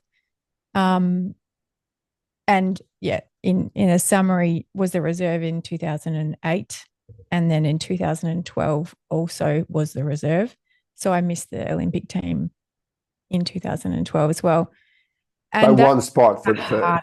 everyone, for everyone that doesn't, it's not from that's not a rower. That's, you missed out by one spot in 2008 and 2012, and Yeah, in the intervening years you were in effectively. yeah, and Yeah, the oh, definitely, and the lightweight double scull. There's two seats for yeah. the whole country at the games, and it relies on you qualifying the boat the year before. So I made the double, so the Olympic boat in 2009, rode with Bronwyn Watson, who was in the quad with me the previous 2 years, and we trained in Sydney with Ellen, so it was a really familiar environment, but a smaller boat, and successful campaign that year. The next year, we had Hannah Every-Hall came back into the system. Hannah was previously in the team prior to me rowing, but she went off and had 2 children and then made a return to the sport. Her story is pretty incredible. So she returned to high-level rowing, basically training after dinner when the kids were asleep when she was in Noosa. And then she came and she moved the whole family to Canberra to set herself up with the national coach. And then I would be in Melbourne in the domestic season and then came up and rowed in Canberra with her. So we had 2 years together where I rowed in the double with Hannah. I'd been consistently rowing for the sort of 5 years previously. She had a wealth of experience. So both of us brought something. She taught me a lot, like her approach to efficiency at training, getting the most out of the time that you have, Mm. juggling things as a mum. She was a mum to me in Canberra. Like I'd go and have dinner at her house with her kids, and we had a really good thing going. We're still very close now. She works back at VIS with me now. Oh, So really? yeah, she's a general manager of a number of sports at VIS. So Cool. I see her regularly, and we shared a lot. We toured together, we roomed together. Um, we were in each other's pockets. We had some medical things go on, so surgeries at different times. Both of us had injuries, but we won the World Cup in Lucerne in the first year that we were in a double together. So something clicked. We were the best double in Lucerne, which, as you know, is like a brilliant experience to win in Lucerne. It's the last World Cup before the World Champs, and you're all set to go. We had a brilliant race from lane 6, and that's a core memory for me in terms of my rowing achievements. And we were, I think, 4th at the Worlds that year because the World Championships were in Carapiro. Yeah. It was like a long break between Yeah. Lucerne and the World Champs. And in that middle, I had a fractured foot and she had a hip operation. So we actually had 2 big things and then came back and How still did you break your foot? fell off from a bike, riding, smashed it on one of the footbridges in Penrith going along the weir. So many bike injuries. Yep. Ah, yeah. Yeah, and I had great medical care. So Larry Treese was the doctor for Rowing Australia at the time, and she was pretty relaxed with my foot. She got me a CT scan. I saw a surgeon, non-op, in the boot. Yep, get back on the watt bike. You can ride through your heel as soon as it's comfortable. So I didn't really miss a beat with training, and they gave me a lot of confidence to get back rowing. That's an So absurd thing to say. Like, but you did, but you also were able to overcome it because that's what you're in the business of doing. Like you're in the boat, you're like, I want to keep yeah, going. And that's why that whole thing is different than a normal person that breaks their foot. yeah, that's right. I fractured the cuboid, so bone on the outside, and because it was just a direct trauma, it hit a metal bit on the bridge. And like, these things shape the way I now manage athletes. Like I was given no fear at that point from a doctor that this will end your season. I was told this won't need an operation, so it'll just take some time to knit back together. But as long as you're not running on it and you're just pushing through your heel, that should be fine. So that's what I did, and I didn't stop training. And I remember commuting around in a cam boot, which is, Yeah, like, would you sketchy. instruct your athletes to do that now? No, but No, I do it, yes. And did I get to a World Championships a couple of weeks later? Yes. So these things shape what you feel is normal. yeah, exactly. Um, Totally abnormal. I remember I broke 5th in the US. I won't say how, or what it's typically known as, yep. and was How's the boat had a injury? right. They wanted Straining to cast me up to here, and I said, "Nah, I'm going to need some wrist flexion." So the compromise was the cast went to here, and they hollowed out the cast so I Oh, wanted to be able to hold an erg. yeah. I couldn't because I couldn't twist my, yeah, Yep. right. So, but I couldn't lift dumbbells. Mm. And that's a normal doctor's not going to be on board with any of that. And then that's what I think most people that are listening to this that aren't currently elite athletes, which is the vast majority of people, they might have the performance pursuits or even just that, in principle, this is about training. Training, I assume that anyone that's listening to this is meaningful for whatever the reasons are. And Mm. then they go and encounter a doctor with their problem in that limits whatever they're trying to do. And then the doctor is a civilian doctor, so they just say something that is a total throwaway, which to them is inconsequential because they don't know what is normal to this other person. So they might just say, yeah, don't train for 2 weeks. Yeah. As though that's a normal, easy, completely realistic thing for a person to do. But there's some people, myself included, who are like, that's actually like a pretty big ask. Like Yeah. 2 weeks, that's a thing I think I've done once in the last 25 years. Yeah, exactly. Me too. I can't remember the last time. Yeah, I remember once where it was bordering on 2 weeks. It was when I had to get a lymph node dissection in my groin, melanoma cut out, and I couldn't even go sit in a sauna to sweat. I couldn't walk because I was physically limited. I had to, and I wanted to, itching to do to just to be some version of training which could have just been walking around the block. And I had to say, like, go, this is the time to just actually not do this right now, big fella. But when you're normal, all your muscle memory is we're moving, and then you realize there's actually propping up a decent portion of your mental health. Oh, yeah. And I only knew that at that point because it had been automated for all of the previous years. So I didn't know that it was serving that function. And then I'm like, well, a doctor should know that if that person is an athlete, even if it's just an amateur recreational, but it's a consistent feature of their life. Yeah, completely. Yeah, I mean, you touch on something super important there. You tell someone who is a habitual exerciser to stop exercising, it's always going to affect their mental health. So when in sports physician specialist training, it's like manage the patient and the injury, then what can they do? They got to do something while you tell them they can't do the thing that you've said that they can't do. You definitely need to support the exercise need. Plus, there's, WHO guidelines for physical health and activity. You're ticking all these anyway. And if you had 2 weeks off, is that going to detriment your long-term health? Probably not. But mostly we're supporting someone for the mental health and to keep them going during that time. But from an elite sport perspective, we had the World Championships in a few months, so you can't drop fitness out while you're trying to heal a fracture. So, yeah. But if you walked into just a normal doctor and said, hey, I row a bit, I train quite a bit, and then you presented with exactly all the same information, but to a different doctor, that lands completely differently. And then the next steps thereafter would be completely different as well. And yet nothing about the dynamic has changed. It's just about the doctor you're working with. And I find I'd only basically seen sports doctors until I was kind of spat out of it's just like out into as like a 30-year-old, and I'd only ever worked with sports doctors, and then it's this completely different thing. Like I had an AFib event maybe 18 months ago.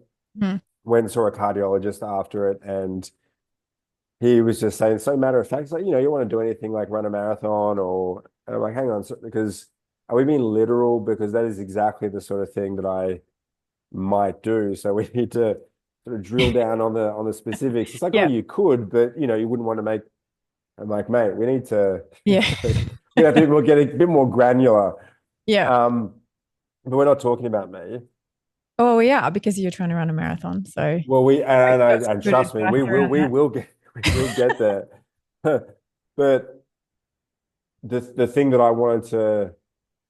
The thing that I don't know, that I've never really been able to know from you, is just how you reflect on your rowing experiences, which as of 2010, you're kind of in a perfect seat for have really high aspirations for 2012. And as you were going through, you and Hannah built a accommodation and a rapport. Yeah. 2011, we rowed in Bled. Lake Bled in Slovenia, which was the qualification regatta for London Olympic Games.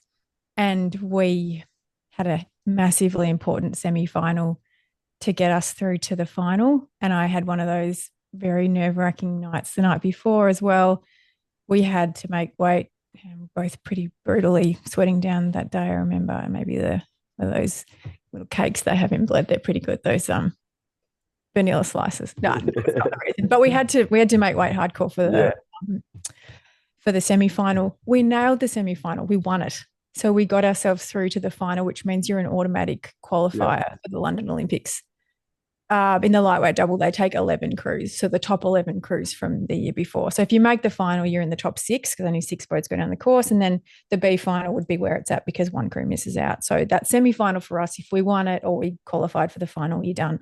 Yep. So we did. We nailed that event and we got through to the final. And then on the final day, I think it was, there was no day in between. It was pretty much the adrenaline of getting yourself through to that race, which was very hard to get done. And then we had to follow it up. And I think we came 5th in the final. So underperformance on that day. I'll admit that.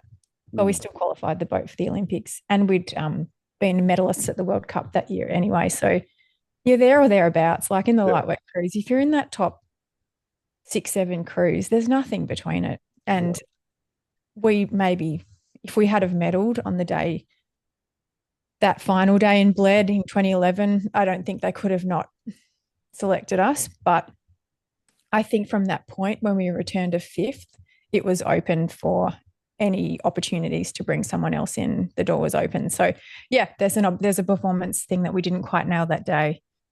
And then so 2012, we all relocated to Canberra basically for the year. We had a squad of 4 and we were training under Larissa Biesenthal, the 10 and myself, Bronwyn and Ingrid, and we basically trained combinations through to, it was Ella Flecker through to London 2012. And we had the selection trials in 2012 where I guess there'd been the national championships in Perth, of which I came second in the single scull. Bronnie was sick or she didn't go over that year. Hannah won. I was second.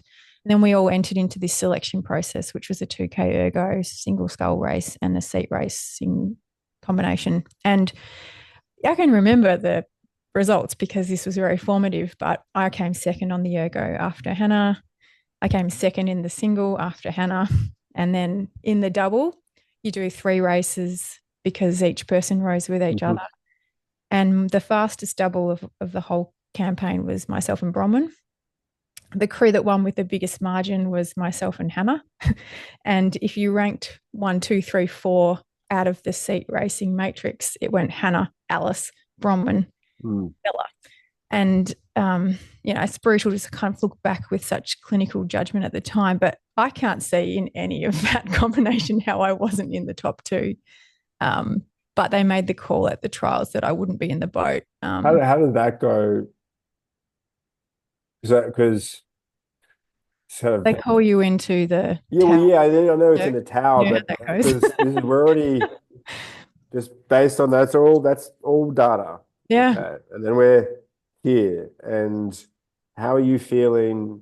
No, I'm feeling confident. Right. Okay. Yeah. I went out for dinner with Hannah.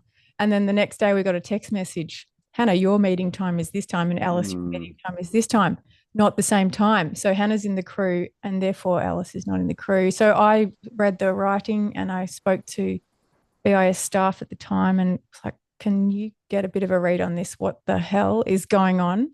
Yeah, like when you have this ethos that hard work equals performance equals results, I've never had that experience where you've missed a job or you've not got the role or life disappointment. This is kind of like the first thing in life that didn't go the way I thought it could go. Like things, you have bad days and you miss out on stuff, but the big things, like if you qualify for something, like I thought it was it's a big one a big first one to not go in your favor.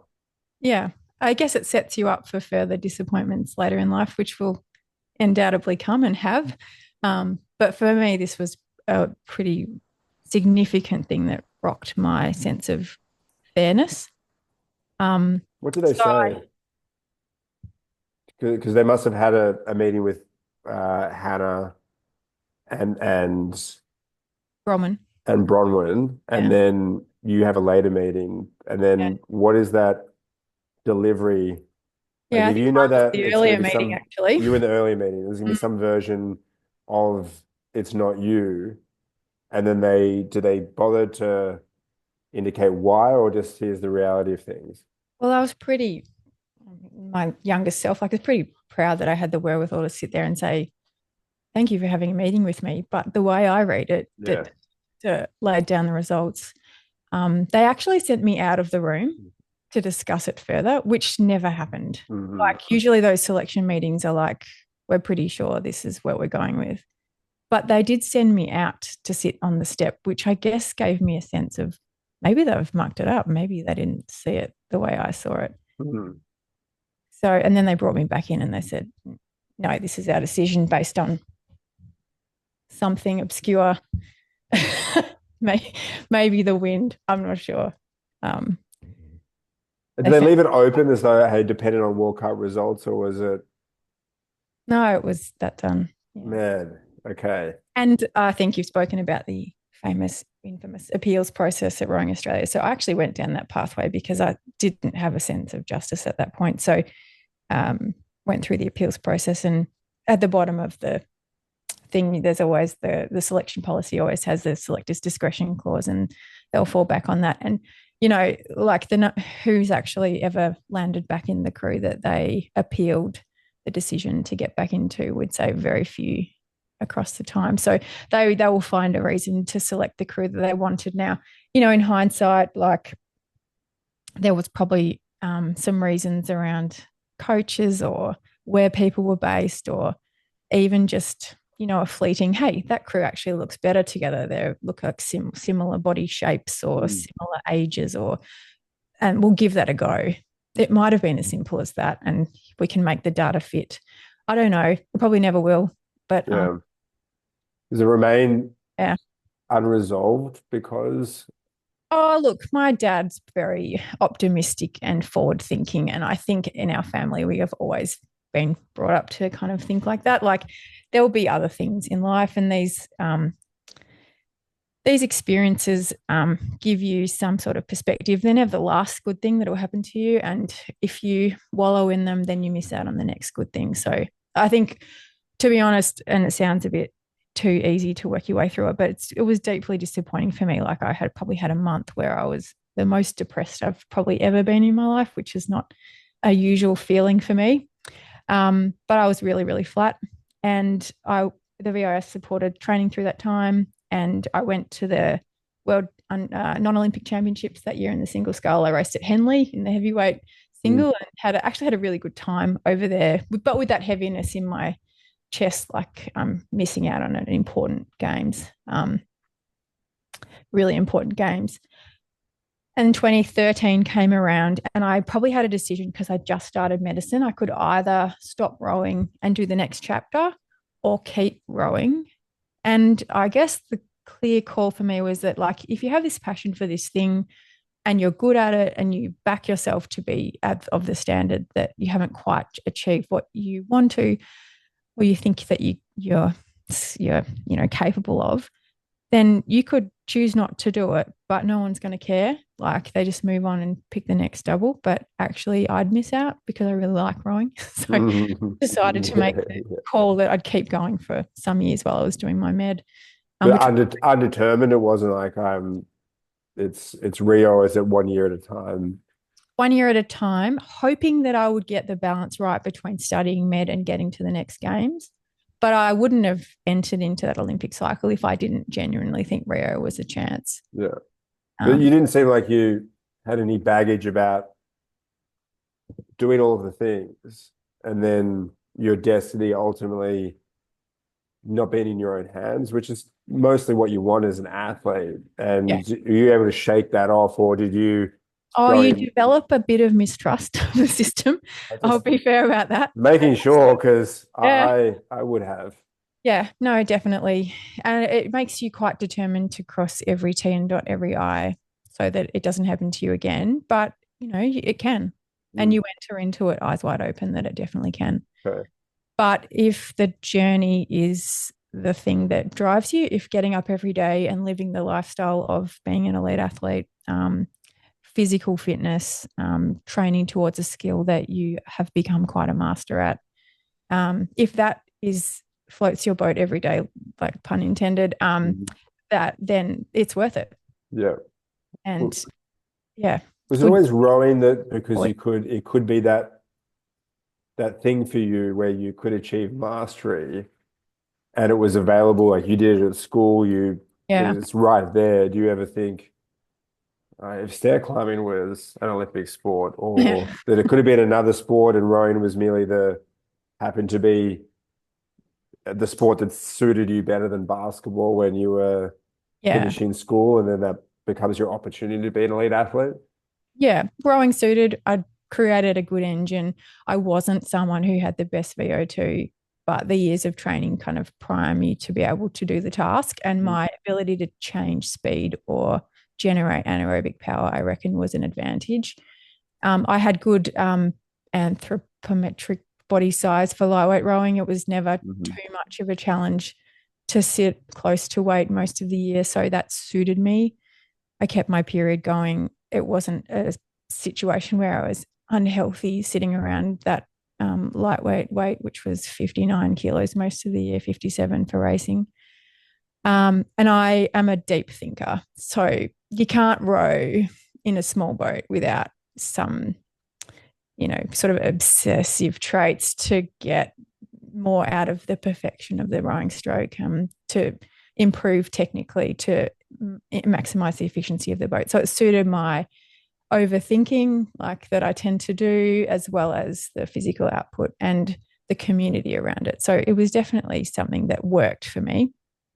And stair climbing had a similar energy system. So, that 8 to 10 minute race, sometimes longer in Asia where the buildings are tall. But like that output suited me. But it also added the autonomy when I didn't have it in rowing, that I could choose a race and go and do a race internationally. And it was an adventure. I book a flight, I book a hotel for 2 nights, I just go and do it and come back, which rowing didn't allow. So that free spirit got a run in stair climbing, and it really buoyed me. It helped me use my physiology in a way that I wanted to through the back end of my rowing career. And it was the perfect hobby in transition, because it's still an elite sport. Not like that you treat it like that, but it was still a high level physical activity. It was a competition. The people you competed against are specimens. They're yeah. like, there's some very fit men and women. Yeah. Little going up the stairs. Super impressive individuals who do stair climbing around the world. That's just really nice people too. Is that right? Yeah, spent a lot of time being social in cafes and place. So, I mean, I've done the Eiffel Tower twice as well, the Eiffel Tower run up. So it's just cool to be able to do that outside of the athletic component, just as a life. Yeah, it's like a total privilege, and like the autonomy that you flagged. That's such a big. It seems a bigger deal to some people than others. That was the allure of doing something else, was for better or worse, I can do it on my own terms. Whereas I felt like on the team, especially aiming for the bigger boat classes, you're a cog in the machine out of necessity. but it's amazing how much you hark back to that part of that team was important. Yeah, that's the double-edged sword. If I had been an individual athlete all the way through and not part of these systems, I probably wouldn't be talking with such pride. Like, it was very formative being through your institute network and then your Australian rowing team. Like, that's a part of my pride and identity. Yeah, and it informs. It's through that, for all those formative years.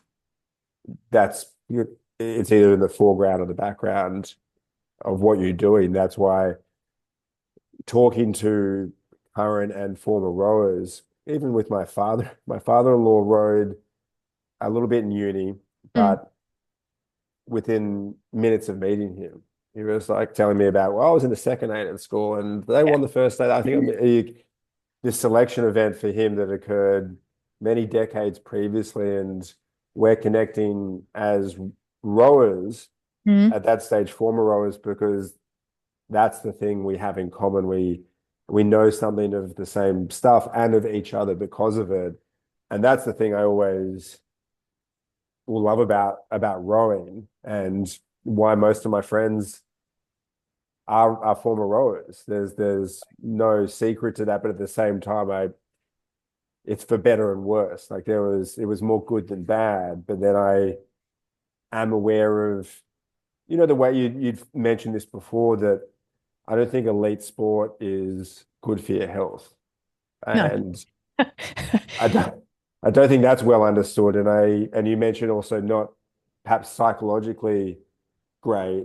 And I don't feel most of the decisions were my own, but there's just ways in which I don't think we were that well supported.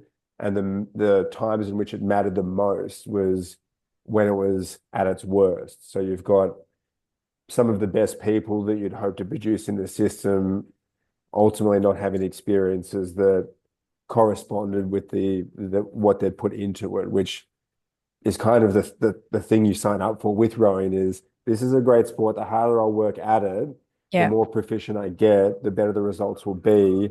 And that's the deal.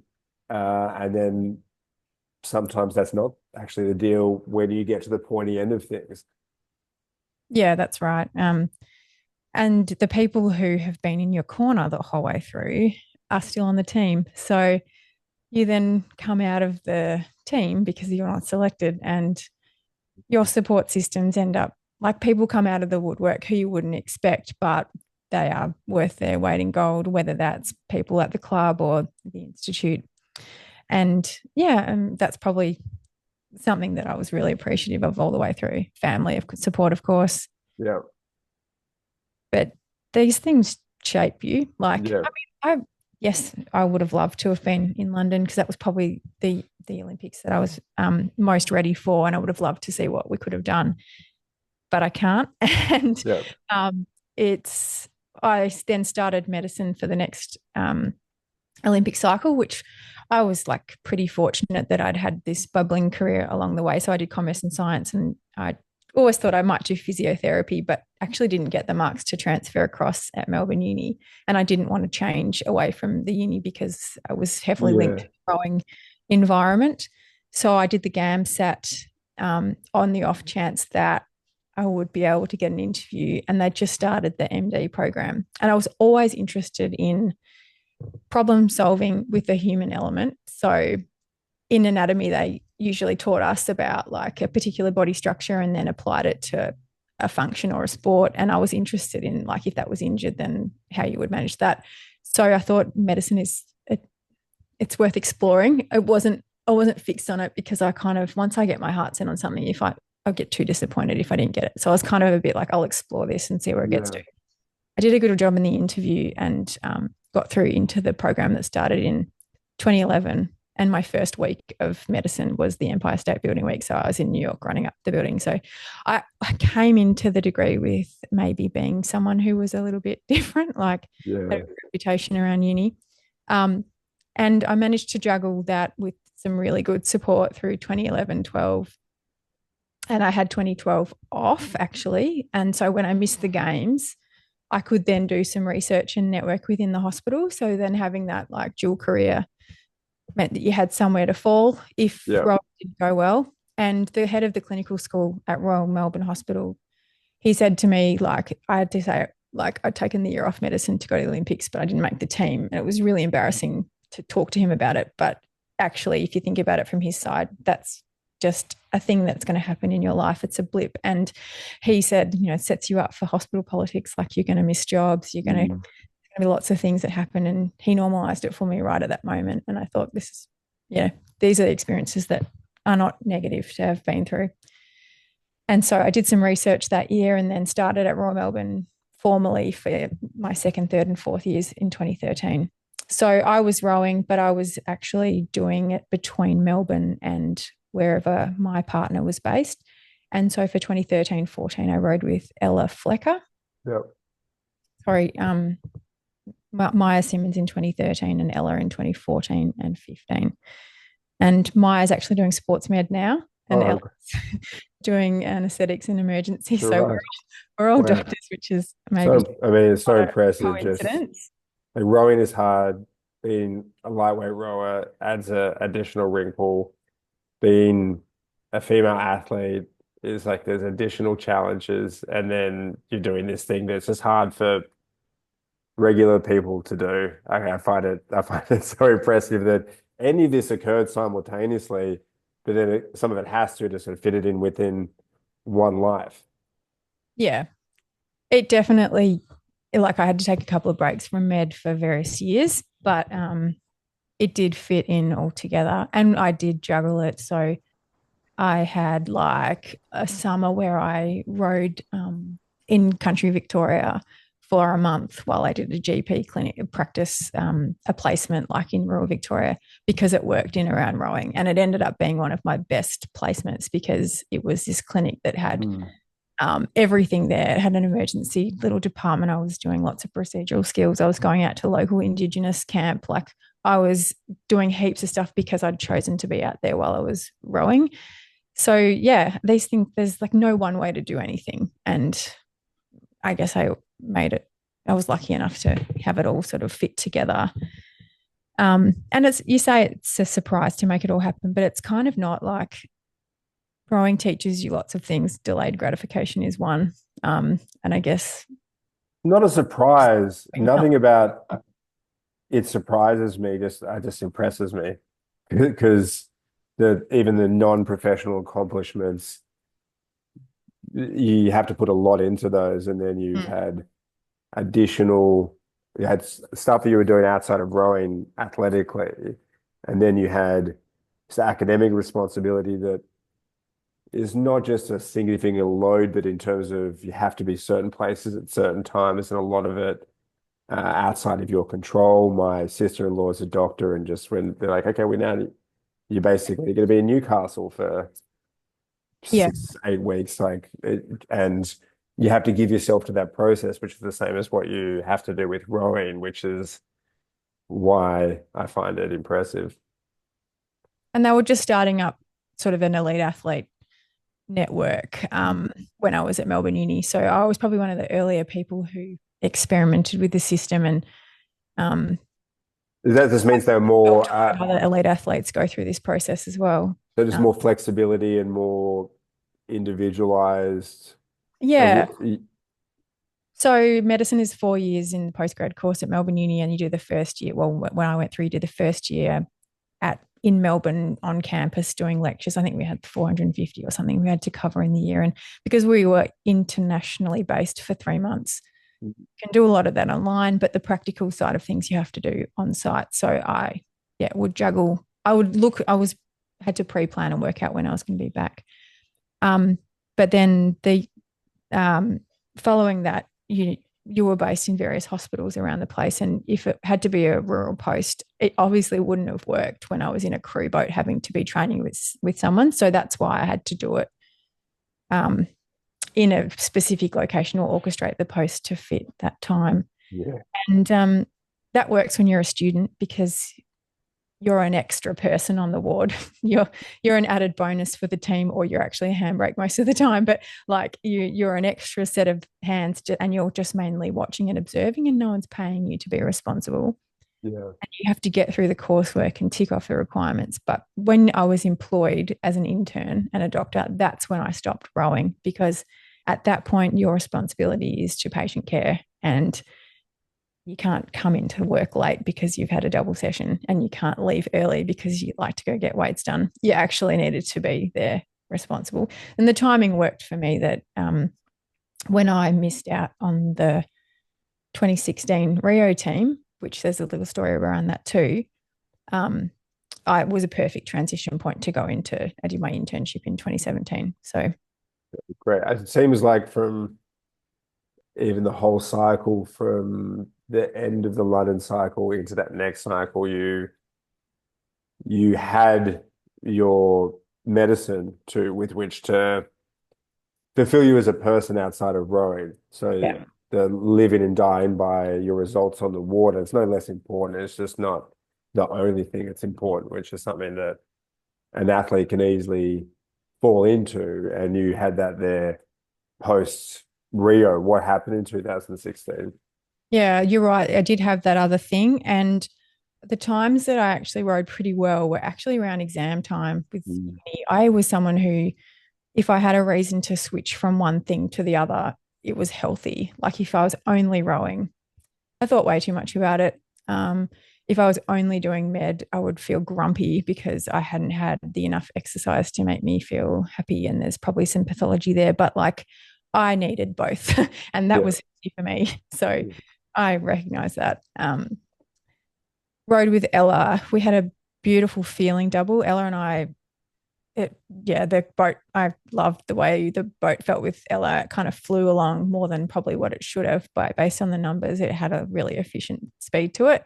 And we raced that through to 2015. But unfortunately, 2015 was a really hard year. You'll remember Sarah got really sick. My mum was diagnosed with acute myeloid leukemia, so she was really sick. And we were overseas with we had an injury. So Ella had a back injury, which was pretty tough to get us on the water enough. And we just had a lot of stuff going on, and we missed qualification that year for the Rio Olympics, which in hindsight, that's a huge missed opportunity because we could have walked into that qualification, but we just didn't get it right. And it's probably because it was too much going on.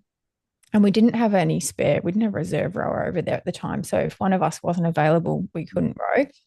And I just think that was a missed opportunity from Rowing Australia as well. But anyway, we missed that qualification, and then Sarah passed away, Mum passed away, and it was too much to kind of get going again for 2016. And I think they sent a crew to qualify for Rio, but Australia didn't qualify a boat, so we didn't have a crew in 2016, which made it easier because I didn't have to watch a crew race at the Olympics, and I could get on with things. But it was just a hard period of life, really, having Yeah. those important people pass away. Yeah, at least you're not paying as much attention to just yourself. Like there's other people to think about, but that's a lot under any circumstances. And good that you had something on the other side in terms of medicine. Like it's enough to sink your teeth into. To put a bow on the rowing side of things, so just some stats for the listeners, because I want them to know what your 2K was as a lighty. So I'm assuming this would have been not on weight, but there or thereabouts. But 2K PB on an erg on the ground for my edification and for that of the listeners. I reckon we did it on sliders one year, which was so good. And I did a 656, um, which was in Barassi. And then on stationary, I think I actually can't remember. I remember thinking it wasn't quite what it should have been. It was like 710 or 708 or something like that. But I thought I Okay. could probably get a 705 on stationary, but I didn't quite get there. Well, I don't think having that whole cycle helped anyone on the stationary, because there's these missed Yeah, years. we did we did about 6 years on the sliders, I think. So That's yeah. brutal. That, yeah, did not, it's just not an apples for apples Mm. comparison. I believe it probably is more realistic of rowing, but that's not why you're using that. To me, that's a psychological test. And it's like how someone goes about it. There's more than just the number. That's the thing that, yeah, you show me, I just from a screen how someone paced it. You get to learn an awful lot. Just ask someone what their time was and their body weight, and you get to learn a lot about them as a person. Yeah. Um, I how wish did I could you? remember. Obviously, the fact I can't remember what that number was meant that it probably wasn't the thing that Well, I just was that's not what you're hanging your hat doing. on, because No. you can remember all of the lineups Yeah. and these things. I'm like, that's pretty impressive. I can't. I can remember the boats that went well and who was sitting where, and I can tell you all about it. And those that didn't, not so much. It gets fuzzy. But these are the things that you wanted on the I wanted on the record before. If it's fuzzy now, imagine in another 10 years. Yeah. And then your kids are going, "Oh, what was your 2K?" And you're like, "Oh, it was on the slides." And like, what, the slides? Like, that's not, give, give us the number, woman. Um, when did you go from stair climbing to more longer distance stuff? Because if I just still find it, like, you ran a marathon last weekend, did I get that right? Yes, I did. Oh, on trail. So Right, that's it's hard, but that's not less consequential. That's more significant. And there was something the day before. yeah, Buffalo Stampede Festival was last weekend. So I did the 20 on the Saturday and the marathon on the Sunday. Yeah, Okay. So massively. 60 plus kilometers on trail, I'd imagine with some altitude gain and loss. Yeah. And that's a normal-ish weekend. Well, I think the spontaneity or the choice to do something's always been something I've like really valued. I've got a lot of base. I've done a lot of trail running. Probably not in the last few weeks. You wouldn't have said that was the perfect build because work is busy and family is busy and you don't get out as much as you'd like. So I think it was what we'd say a spike in load on the weekend. But Yeah, I finished and I'm sore, but I'm not injured. So yeah, I'm really proud of my body for getting through that. And it it's should be. just so fun. Like those weekends where you can be in the great outdoors and just moving all weekend, they're great. They've got to be good for your brain, for all the brain chemicals that I know I need, as well as like it's very social because I had a couple of friends up there which we all stayed in a house together. And I know a lot of people in the trail running world, manage a lot as patients, and you can, see lots of people that So I really loved it. It's good. Where did that kick off relative to stair climbing? And because it was rowing and stair climbing, it doesn't seem like there's a lot of specific running, although that a lot of that is running adjacent. I assume there was running Yeah. simultaneous with a lot of rowing. But when did you do first marathons or ultras? I actually did my first marathon in 2008, Okay. the Melbourne Marathon. So I had been at Beijing, I'd been the Spare, I was doing a bit of running in China. Yeah.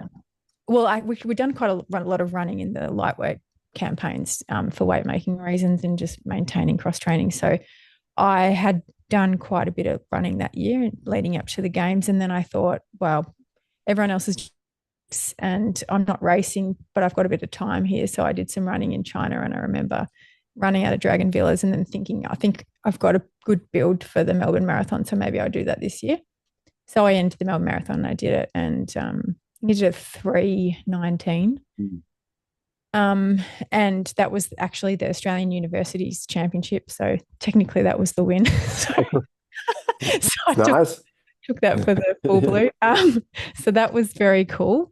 And it was hard and it was very measured. And it was a goal that I actually think is like you're about to enter into this. So hats off to you. But it's a hard thing to do is train for a road marathon.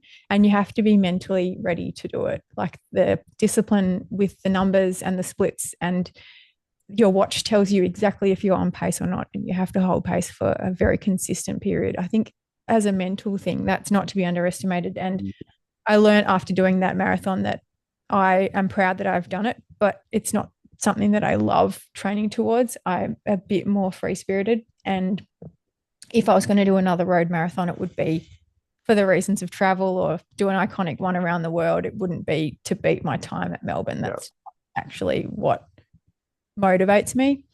But I love the adventure side of trail running, and I love going out for long days on my feet. I love the fact that the terrain changes. So you descend and then you ascend, and it's different muscle groups, and some hills going up you feel really good and some are harder, and then others you fly down the descents, and sometimes you've got quad DOMs, so that's harder. Like it's actually a much more holistic sport for your body to run a trail marathon, which I at the moment I'm enjoying. We completely agree. So when did you did the Melbourne Marathon 2008, and stair climbing was in the period after that? When did you start doing stuff on trails? Well, I was doing the stairs because I had early success, and then I was asked to do some international races around the world. And when you get onto this stair climbing circuit, there were two kind of organizing bodies globally that did it. And one of them was International Skyrunning Federation, and the Vertical World Circuit were linked. Now, skyrunning is a sport that's linked to trail running. So this group in Hong Kong that led the Vertical World Circuit had a European counterpart which led skyrunning. So on their websites, they also had VKs, and the Vertical K is a trail running event, which is a vertical kilometre of gain over less than 5 kilometres of running. So in the website, when you're online looking at what events you can do, I would see these VK events thinking, that's cool. That's very cool. More scenic than a stairwell. And if I can get a trip over to Europe and do a VK, I would take it. So I actually wrote to the organisation that was selecting the Australian team to go over to the World Skyrunning Championships. And I did that in Scotland. I can't remember what year, maybe 2018. But I did a VK over there. And I also sort of self-funded to go up to Norway and do a VK in Tromsø, which it just sort of was an entry point into international sky racing. And I got a sponsorship through a stair climbing a friend who was working for La Sportiva, which is a trail running footwear company. And Aaron was based in Mount Beauty. And so I sort of did some training up in Mount Beauty and Bright, and would enter some races at times that I had some space around the rowing schedule and around med. So I've just always had a link back into these events. And I guess the people that do it are quite similar in their sort of attitude to sport and longevity in sport. So it's a good world to be in at the moment. I guess my family had always a background in bushwalking as kids. So it's not unfamiliar for me to be walking around the trails of Falls Creek and Bright. We always used to go and do that on family holidays. We weren't the theme park kind of family, we were the camping kind of family, which I appreciate now. That Um, makes sense. I believe that. And so it seems like a natural progression. How do you manage your various responsibilities given that your family life and then your professional life, you're going to have to show up and so there's always this balance I found as being a parent where you have things you want to do, personal aspirations, things that fill your cup, and yet there's other things you need to do, people you need to show up for on a day-to-day basis. So how do you balance being able to physically be able to do a weekend like you did last weekend where it's 60 plus Ks on trails and then prepare for that in any way with the other responsibilities you have?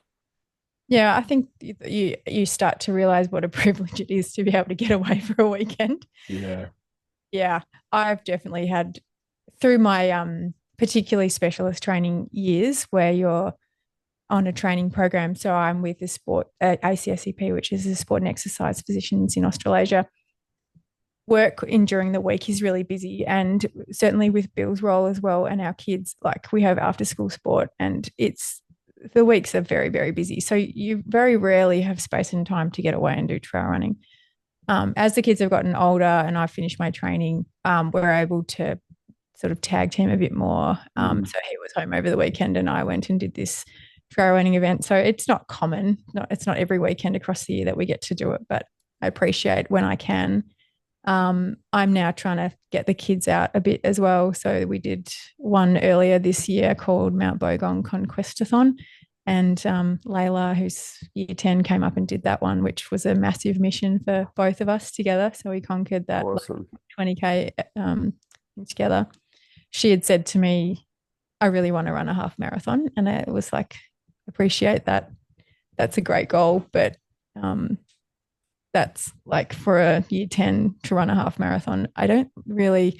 I feel like we've got a responsibility to kids to try and keep them really broad early and keep exercise and sport where it should be, which is for the benefits that we've talked a lot about today, like for your mental health, physical health.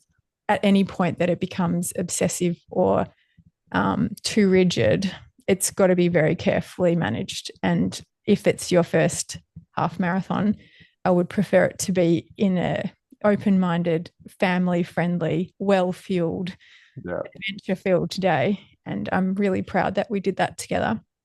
We got to the bottom 5 hours later, and she said, "I'm never doing that again." I was like, "You don't have to because you've just done it." Yeah, yeah, And she was like, "Yeah, yeah. but I might do this other thing." And I was like, "Cool." Yeah, that's great. That's exactly what you want. It's none of it's for everyone, but what is for everyone is just trying and figuring out if it is for you. Like I totally get why some people want to play golf.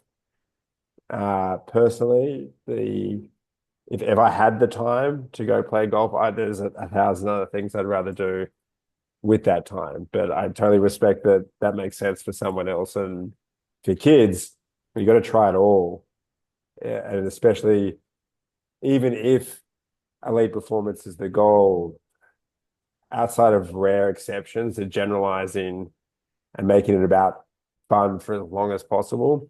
Because those that have the skill and the disposition to be super competitive, they're going to do that anyway. And they're most likely going to find a sport that suits them. So you don't need to force it. You just need to provide an environment that's encouraging. What was the other thing that she wants to do? There'll be, yeah, I can't remember exactly. It could be a long list of things. She's in year 10. Mm. She's at the star line. And she's just discovering like that, yeah, if she plays netball multiple times a week, she'll get good at netball. started rowing a few times, but like she's not at a school that does rowing, so that will blossom slowly. But I guess we're probably very conscious about being pushy parents. I don't think either of us would force any kid to do anything because don't you, that actually it's got to be very internally driven. But you do have to provide opportunity for them to do it. But then they'll decide whether they do it or not. So you have to put them, because I've been thinking we've got our son Ernie is turning 4 in July. So he is at this stage where, well, what do we sign him up for? And although he'll make a lot of decisions, these early decisions aren't his, and you decide what sports they'll do at the outset, which has at least selects to like predestines them to a certain amount of choices, which is just, I think it's funny because these are different choices than my parents would probably make, and that my mum and my mother, and like my mother-in-law has this thing about someone playing netball because that's a sport that she identifies with, and I feel like it's a terrible sport for a person's body, just because it's mostly at all junior levels played on concrete, and the sport itself doesn't endear itself to that surface, like the rules of it. And I'm like, oh man, you'd want it to be really rewarding to sign up. I think may as well do motocross at that stage if we're just not being. You're going to do your ACL. How do you want to do it? That's the thing. It's like, do we have to do it in this domestic, Commonwealth-based sport? Like, we're not for something, and there's no criticism on the sport other than if you want it for the people that you are super invested in, my threshold of, or at least how I feel about it, I'm looking at it through a different lens. Well, Bill's very keen on supporting netball, which is He actually is. great for Layla. And because I think Bill appreciated managing the top level of Vixens through VIS, which is one of our state-based netball teams and in the Super Netball League. And I think like he sees if this is something she loves, great sport, great people. And so he's very, and to have a dad supporting a daughter like that's really cool. Yeah, and ultimately that's what it will be. Yeah. Like you just give them opportunities and then support the ones they choose. So my opinions in the end, I don't think it account for so much. But I think like you can't really go wrong if you've exposed them to outdoor stuff like camping and hiking. Like I think back, we probably went camping like twice or three times a year. It wasn't heaps, but as a kid, you think, oh, I'm a camping person. My family's a camping family. Yeah. So I think you only need a little bit of that to Yes. give the kids the insight that you can do this, you're capable of it. So we don't need to go and run ultra marathons every weekend. We certainly pick 1 or 2 times a year that we go and do an adventure. And I think that that's enough. Like that's still more than most of their friends are doing at school. I think covering any distance outside on foot at all ages, beyond what's normal for all ages, is just pretty easy to action. And then you can cover distance on foot. It's just old lefty righty until you get there. And kids, when they start walking, that's not what it is. And they're like, oh, it's very easy to be like, oh, I'm tired. I'm talking about toddlers. Like, will you carry me? I'm tired, and they've walked 100 meters. And then you just progressively extend that to, okay, we're walking down the way there. And then once they've done that, they realize they can and that it's fulfilling, and then off to the races. But I'm very much early days when it comes to this. So yeah, check in a decade or so. You can shape the kids in so many different ways. And I think I'm pretty wary about that impact as a mum and as a parent. Like, yes, putting a marathon in your hopes and dreams is a great thing to do, but it's got to be approached like with the right kind of intention and background behind it. So that fueling piece is so important. And I know I work mainly with endurance athletes as a doctor, and the number of athletes that came from a gymnastics or a dance background didn't quite develop those good habits in eating. That's a generalization, but it's true based on athletic sports. and then maybe not optimal bone density at 25, and then run into injuries when they try and do running at a high level or a long distance ultra running at 30, 35. It's actually because that teenage year they didn't build the building blocks. So we've got a huge responsibility to make those things a priority and try not to overlay any hang-ups towards food, nutrition, what is good, bad. Like, we have a healthy approach to all of that stuff, so that I guess you set someone up to love sport, not to think that it's a chore, or not to think that there's any kind of self-sacrifice that needs to go into building a body that can do great things. But we both agreed before that elite sport on balance can often not healthy. And I don't think that it's inevitable, but it does seem as though in the pursuit of elite performance, no matter what the domain, because I can think of any sport where it's either overuse injuries or just asymmetries that eventually present as overuse injuries.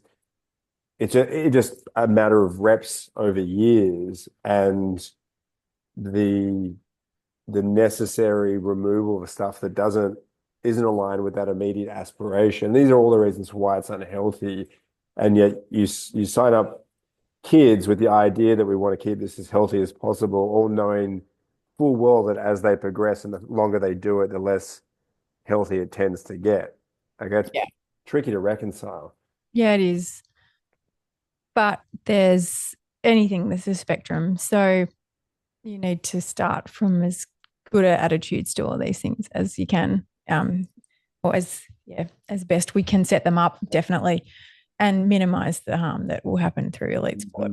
Probably where I'm at. And things that are not necessary to be harms, they shouldn't come up. So, we shouldn't be having expectations too early on kids, like that sport specialization happening early. Like in some sports, it's beneficial. I get that. But in most sports, starting with team sports, so making it very social, making it fun.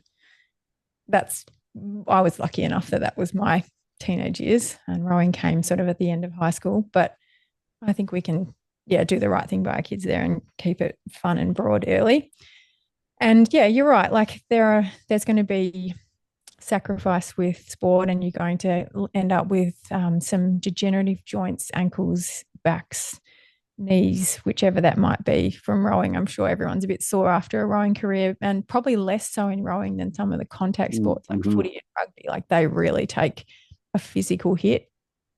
But I think from a mental side of things, and we've spoken about this a lot today, if it's a net positive experience in sport, or you've been able to rationalize things that have happened, the ups and the downs all the way along, and then it adds to your career after sport or your life after sport, it's a good thing. And I think that's what we should be aiming for. Yes, it's the sum of all the parts. It's even if, that's a perfect point. I think that makes absolute sense. I also think that what you've said about supporting the athlete, better decision making, then there'll be better decisions which will nudge things in a more healthy direction. Like, if I think of the ailments that I accumulated, most of those weren't entirely the circumstance, but some of the decisions I made within that were a prelude to some injury or and the body composition manipulation is like, it's inevitable in a lot of sports, and it's not something that I'm skimming over saying it doesn't need to happen. It definitely needs to happen at top level sports, in rowing, in cycling, in running, in combat. But these things are periodized, and they start from a good place. They start from healthy teenagers and kids coming into sport, ideally, and then they're well guided. So in my role as a sports doc, we quite often would work with like the dietitians with various programs. And I was lucky enough last week, I was saying this just before we got online, but we ran a session for combat athletes, judo and taekwondo, who have to make weight regularly throughout the year. And it's not as well periodized as with rowing. So they have lots of weigh-ins in a regular basis. And sometimes they'll change categories throughout the year as well. So there's a bit of moving up and down. And the dietitian is Siobhan Moran Vorney, Oh, cool. who's Crawsh's Yeah, wife. yeah. David Crawshay. So Small world. very small, but great, right? Because she Yep. was raced against her in the fierce youth Yeah, and competition. I worked with Edinburgh her. Cup. She was there. So as a practitioner, Yep. I worked with Bonnie. Yeah, cool. And then she was a lightweight rower for a bit of time. So we've known each other for a long time, but also Yes. we've both done a weight making sport. And now you're seeing it from another lens about if you go too hard too early and try and manage your weight at this level when you're 18, 19, are you going to make it to 28 when you're going to be Olympic level standard? Like, no, actually, we've got to think about long term. So working with the athlete and the coach about where's the most appropriate weight category for you this year, and then how do you take a longer term approach to get to your sort of Olympic weight category whenever that is best in your career, and trying to help them understand that the yo-yoing is actually harmful, and if they manipulate their metabolism too much, they lose the ability to eat enough to train well, and then you don't burn enough. So manage. You say basically they would down regulate, then they're not getting the same expenditure, and then they can't. Then they've got basically a downward shit spiral where they can't sufficiently fuel their training, which they need to do to be an athlete, but they can't eat anymore because then they'll not be able to weigh what they perceive they need to weigh. Yeah. Yeah. So an athlete will present saying that they're tired or they're getting sick all the time or they have a recurrent injury. And then that kind of precipitates a conversation around symptoms and a workup for reds and bloods, DEXA scan.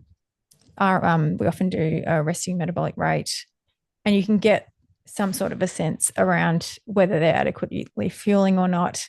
And often they're not, and then they're training underfueled and they're not actually then firstly getting the performance benefits from the session, but then also they're burning next to nothing as well. So then they can't eat much. So they're in this negative spiral, but it's like that confidence to eat a bit more, metabolic rate lifts up. Which may increase their weight in the interim. Yeah, lean muscle mass goes up a little bit. Glycogen retention goes up. Yeah. So it's a fine line of balance because you have your chronic weight making and your acute weight making strategies, and it takes some coordination across the calendar year to do it. But I guess Vorney and we can sort of sit there from a perspective of like you have to take a long-term approach of this, even if the immediate seems super important. Actually, how we build your body over a number of Olympic cycles will determine whether you get to the top of your sport or not. It's not about this next 3 weeks. It's about that next 3 cycles. Yeah, which is going to be new for them. Yeah. And their coaches. Yeah, well, the coaches have gone, they're all ex-athletes, so they've gone through it too. They get it. They've gone through and potentially antiquated version of it though, where all of the worst habits were normal. True. This is veering into me and my selfish interests, because this specifically with my marathon aspirations, I know from my experience in this meat vehicle that my running performance drifts from not only better, but it's like it's chalk and cheese past a certain threshold. And I know this because I've gone below and above it a number of times. And the last decade or so, I've definitely been well above the weight at which I feel comfortable running. And it's not just feeling comfortable, I tend to accumulate more overuse injuries. And yet I share some similarities with what you're describing, where there's the energy balance equation, fueling training, but also the knowledge that for my goal, that my body weight wants and needs to be lower than it is. And this, I've gone from 124 kilos at max down to, depending on the day of the week, 104 to 107. I can get pretty big fluctuations for all the obvious reasons. Yep. And it seems to get to glycogen. Yeah. Yeah, sweat, Glycogen, sweat, and fat contents, all that. roughage, Yeah, sodium. yeah, That I can get 5, 6, 8 kilos in a day yeah. on fluid and glycogen These alone. are all the things that you learn when you jump on the scales regularly without judgment, watching what happens across. Yeah, and historically, Yeah. and more in order to inform a lack of attachment rather than more. So I Hmm. could go, okay, why is Yeah. that number so different in order to be able to healthily interpret what I'm looking at? And in a lot of those years post Rome, because I did have at times a unhealthy relationship with the number. Like there were days where if the number was higher than the day before, regardless of all of Mm. what you and I know to be the case and what influences that, if that number was higher, felt like a failure that day just from the Yeah. jump. Yeah. Didn't mean that everything was ruined, but it wasn't great. And then you realize that's not healthy, and there's reasons for that. Unpack, move on, look at the numbers differently. And yet the reality of those numbers is only matters to me because like it's not a body image concern. It's not a my strength is not the thing that I'm trying to maximize. It's just literally energy in, energy out. And the fact that my body wants to be 5 to 8 kilos heavier than it will likely be to be able to perform and do the training for a sub 3 hour marathon. So Yeah. uh, I think I it's know a this good is job this. to be an athlete who makes weight. Like these things have to be, it's actually part of the work you have to do. And I have my own experiences of being in crews where you have an upcoming race in 4 weeks, and you know that everyone's got to jump on scales every morning. So if someone's in a bad mood that day, like it's Yeah. probably not because you've done anything bad. It's because they've gone, oh crap, I've got some work to do over the next few days. It really does shape the way you feel about your progression towards a But goal. that's when you're in a in Not a linked in to a body body weight image. sport. I feel Yeah. like that when you have to make weight to Yeah. compete, that's one thing. When I think it's a because I do believe that you should try and operate at the weight at which you feel the strongest. That's my philosophy as well. Right. And so you and I would agree. I had a conversation with Georgie Howe, Yeah. who's very much of that belief, and Yeah. I agree with it, except the weight at which that's the case for me is heavier than the weight at which I'll perform, Best in a marathon. which is my No way. current goal. So how do I reconcile that, and what do I functionally do about it, Mm. from your opinion? Well, I guess there's probably like you've set yourself an not arbitrary, it's a pretty good round number of 3 hours to go under. So I guess you're working out at what weight can you run fast enough to run under 3 hours? Lead Quite me. I want to do it at no lighter than 100 kilos because I feel like that would be cheating. That's actually the goal. okay. But that's still not 105. And at 199, I don't get the shin stuff, knee stuff that I do Okay. now, aside from speed. So just doing accumulating the volume, which seems to be a necessary part of the process, the amount of volume, the speed at which you do that. There's so many ways to skin that cat, but there's an amount of volume that's necessary, and I can't achieve the performance without doing that volume. And it's everything is harder when with that extra 5%. And yet to do that training, I either need to modulate the body weight, which means being sufficiently underfueled, and then the running the risk that you just have to then do all of this volume with this down-regulated metabolism, or you try and do it at 105 and then have the process itself regulate the body weight. You get to this Yeah. I eventual think if you form. if you have a range that is acceptable where you can run your marathon anywhere between 100 kilos up to 106 or 7, then you've got flexibility there. So I think to choose what your race weight will be right now is probably really hard to do, Mm. maybe unhelpful. But certainly to focus on the way you feel the current training, given that you have to get yourself to run under 3 hours, is critical. Mm. So you need to lean into adequate energy availability for all of your training sessions, and that's particularly pre and post, like your run sessions. And any manipulation of carbohydrate intake has to be done away from training, Yeah. which typically with the combat athletes, Vorney would do that with meal times in the evenings. Like, I don't know, sleep needs carbohydrate for this, but where there's a overarching goal, if there's any manipulation of carbohydrates, it's done away from the exercise sessions, just based on all of that signaling that happened during exercise with bone and muscle repair and all of this stuff. You can't do sessions under fueled, or you will get injured, or you will shut down that metabolic rate Yes. that's so reliant.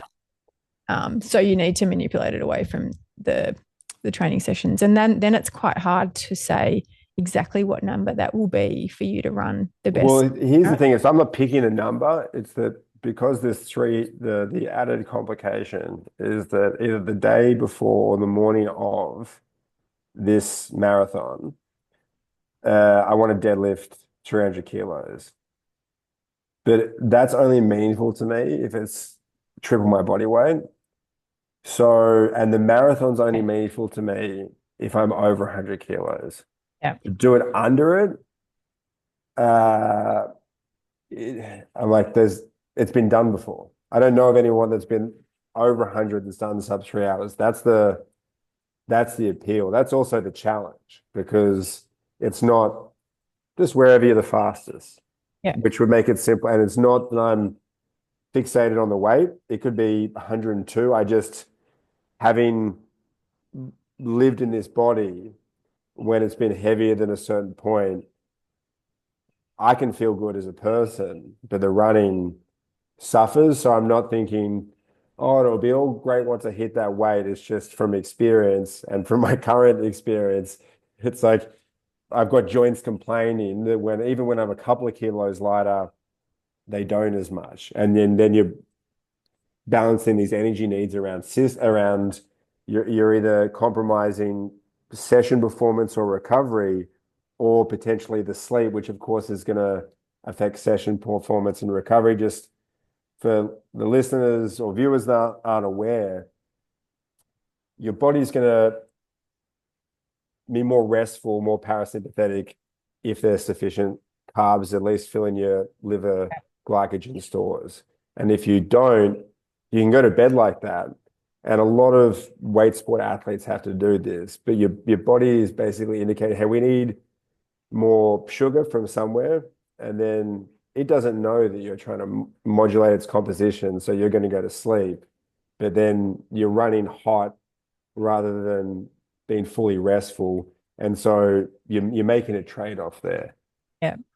And part of this is because I'm in this process myself, and to talk about it, to be reminded of the things, even if they're the things I already know from someone that has had this experience and is working with people that have to deal with this, but also because there's people that are listening that have some version of this. Someone that might want to train for a 10K, but they're 10 kilos over maybe their fighting weight, and they know that. And so are they supposed to be on a running program or a weight loss program, or both simultaneously?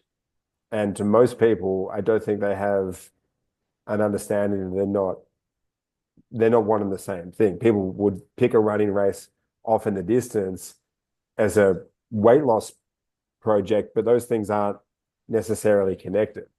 No, and if you're starting a running program without having already done a lot of running, you're already predisposing yourself to overuse stuff. So you're going to need to add cross training in around that. So you're going to need to use the bike for building some aerobic fitness, and just starting the body comp manipulation process, losing a little bit of weight while doing more aerobic work on the bike. Which, I think those sessions are of lower intensity. So you need to fuel the run sessions. I think we're around the bike. You can probably, if lower intensity, you can add that in for some extra burn like later in the day. But I think you'd have to start with some significant amount of cross training to build it down. Can I ask about what's your previous PB in the marathon? 3:14. 3:14. Yep. So And that to me in sounds like a great 2009. time. Okay. So, and January, so not that long after, it was a Hobart Marathon Yeah. that year post Beijing. Like, this will be Yeah. something Yeah. something fun to do. And then ever since, I'm like, well, then yeah, sub 3 is like, I totally believe I could do that. A lot of respect for you going back then. They hurt a lot. But that hurts. It hurts more now because I've got more accumulation and Have you run recently, last few years? no, Okay. the So to years go with no from a running, three, and I have like legitimately 10 kilos more lean mass. yeah. So to me, that sounds like the bigger challenge is getting yourself under 3 hours, regardless. Um, Oh so yeah. yeah, how long's your time frame? I'm not holding myself to a time frame, and I'm more thinking that it needs to be, because at this size the thermal load is yeah, it's there's way more significant. So I have to pick what time of year, and the time leading up to that is super consequential because where we are, it's often 90% humidity. So everything you values in terms of speed at perceived output or actual output is just, it has to be cyclical. So I'm thinking either it's next winter Mm, or the one after, but I'm not thinking it's going to be before then. mm. Yeah. Yeah, no, I think that's a good. I'd be giving myself 2 years from, Mm, but prior to that, no running. I literally hadn't gone for, other than a run across the street, maybe. Just mm. I know what this skeleton has done and therefore know something about what it can do. Yeah, And then it's negotiating the path to get there with all of the unknowns. That's part of the fun. yeah. It's not out of reach. You definitely can do it. Yes, I believe so. I just, But yeah, uh, that aerobic base needs to be like tapped back into. that have been, Um, so just for reference, yesterday was a 45-minute run and 75 minutes on a echo bike, yeah, great. that's a normal, and Mm. the volume is not, that's not the challenge. And my Right. outputs are decent. Uh, Building the time on your feet, that's it. 3 hours, that and without injury, that's going to That's be it. key. So a really steady build in your run volume Do you think with few frequency, deloads in between. it occurs to me that I could trade off on, at the moment, I like my recovery days to be pretty unloaded, Mhm. but then, so I would take Wednesday, it's not off, it's just doing more mobility, more core stuff, more low intensity. That's 3 days a week, 4 running days. But then I think maybe the volume on those running days could be lower at this stage, increase the frequency. So there's just more exposure to, hey, we're running, uh, with the overall volume at this stage being similar, but then with more scope to build. But then it's a different set of trade-offs. Oh, there's so many different ways people build towards running a marathon. Um, but I think the caution points for you is around bone stress injuries. So I would be pretty careful about putting enough deload days in the week to give that bone time to catch up in terms of the bone stimulus. So I think your day on day off protocol is reasonable to build up to high volumes of running. Quite simply, I mean, you need to understand where people have come from and what they're building to. It's quite it's a nuanced conversation, but I think your concept of a long run a week, but not running on consecutive days would Okay. keep you out of trouble. So you think that, and I know there's so many variables, and I'm not holding you to any of this, Well, but this is a real-time conversation for someone if I that, was going to go about it, because yeah, I'm a rower yeah, primarily, I didn't run for that I ran a bit, but I didn't do heaps of volume run loading. So I know like my body can tolerate quite comfortably up to 40 Ks a week of running. But if I go to 50 or 60, I get a bit sore. So like I'll do that occasionally, 70 sometimes, but I don't vary from that sort of 30, 40 Ks a week of running usually, Yeah. just because I can cross train. That's in my skill set. And I know that running is the most injury inducing exercise that I would do. And when you have a bone stress injury, then you're out for 6 to 8 weeks minimum. Yeah. So that is significantly interruptive to your prep. So you're better off to stay on the slightly conservative side of that. Yeah. Yes, it's interesting. Then though the total volume, all else being equal, needs to be longer in specific runs, which are arguably more stressful. It's but what you're describing in terms of lower overall volume with a fair amount of cross training, that is how I Yeah. did the 314 because I was still rowing at that stage. So running would have been 20% of the volume, but the overall volume was Mm. still pretty high. And in It's running circles, I think, you want your long run to be 30% of your overall week, but that doesn't work if your total run volume is 40 Ks. yeah, Your long run might be 20, which is yeah, 50, yeah, and you build that up as you tolerate. But I don't think, like, speaking from someone who doesn't have a running background, those numbers don't necessarily apply. You need to have some exposure to a long run and time on your feet, getting ready, getting used to the discomfort, getting used to things that don't hurt, fueling, getting your gut ready to take in energy as you're running, all of the things that a long run teaches you. But if you did that plus a high volume week, you're probably doing too much total volume. So yeah. I stick to lower volume during the week in the long run. At the end of it, it's funny. I try and do longer days on Fridays, so the weekends more about Yeah, family. family and recovery. So it's everyone's juggling this stuff and going through, your own career in a bit more detail that I just didn't have. You just see the results and you don't know, or the lack of, or you don't know what went into that. Like I still don't even have high fidelity on what went into my own results, let alone that of someone else was at the team on the team at the time. But really great to get your recollection of some of this and how it's informed your current role, in particular, just how you approach athletes and their navigation of risk, and that you're aware that you have a responsibility to them, but that you also and need to allow enough space for them to pursue what they're trying to do, and that you're in support of it. And ultimately, it's their decision. And it's great to hear just from someone in that role, having been on the other side of it, that's thinking about it like you. And really appreciate your time today.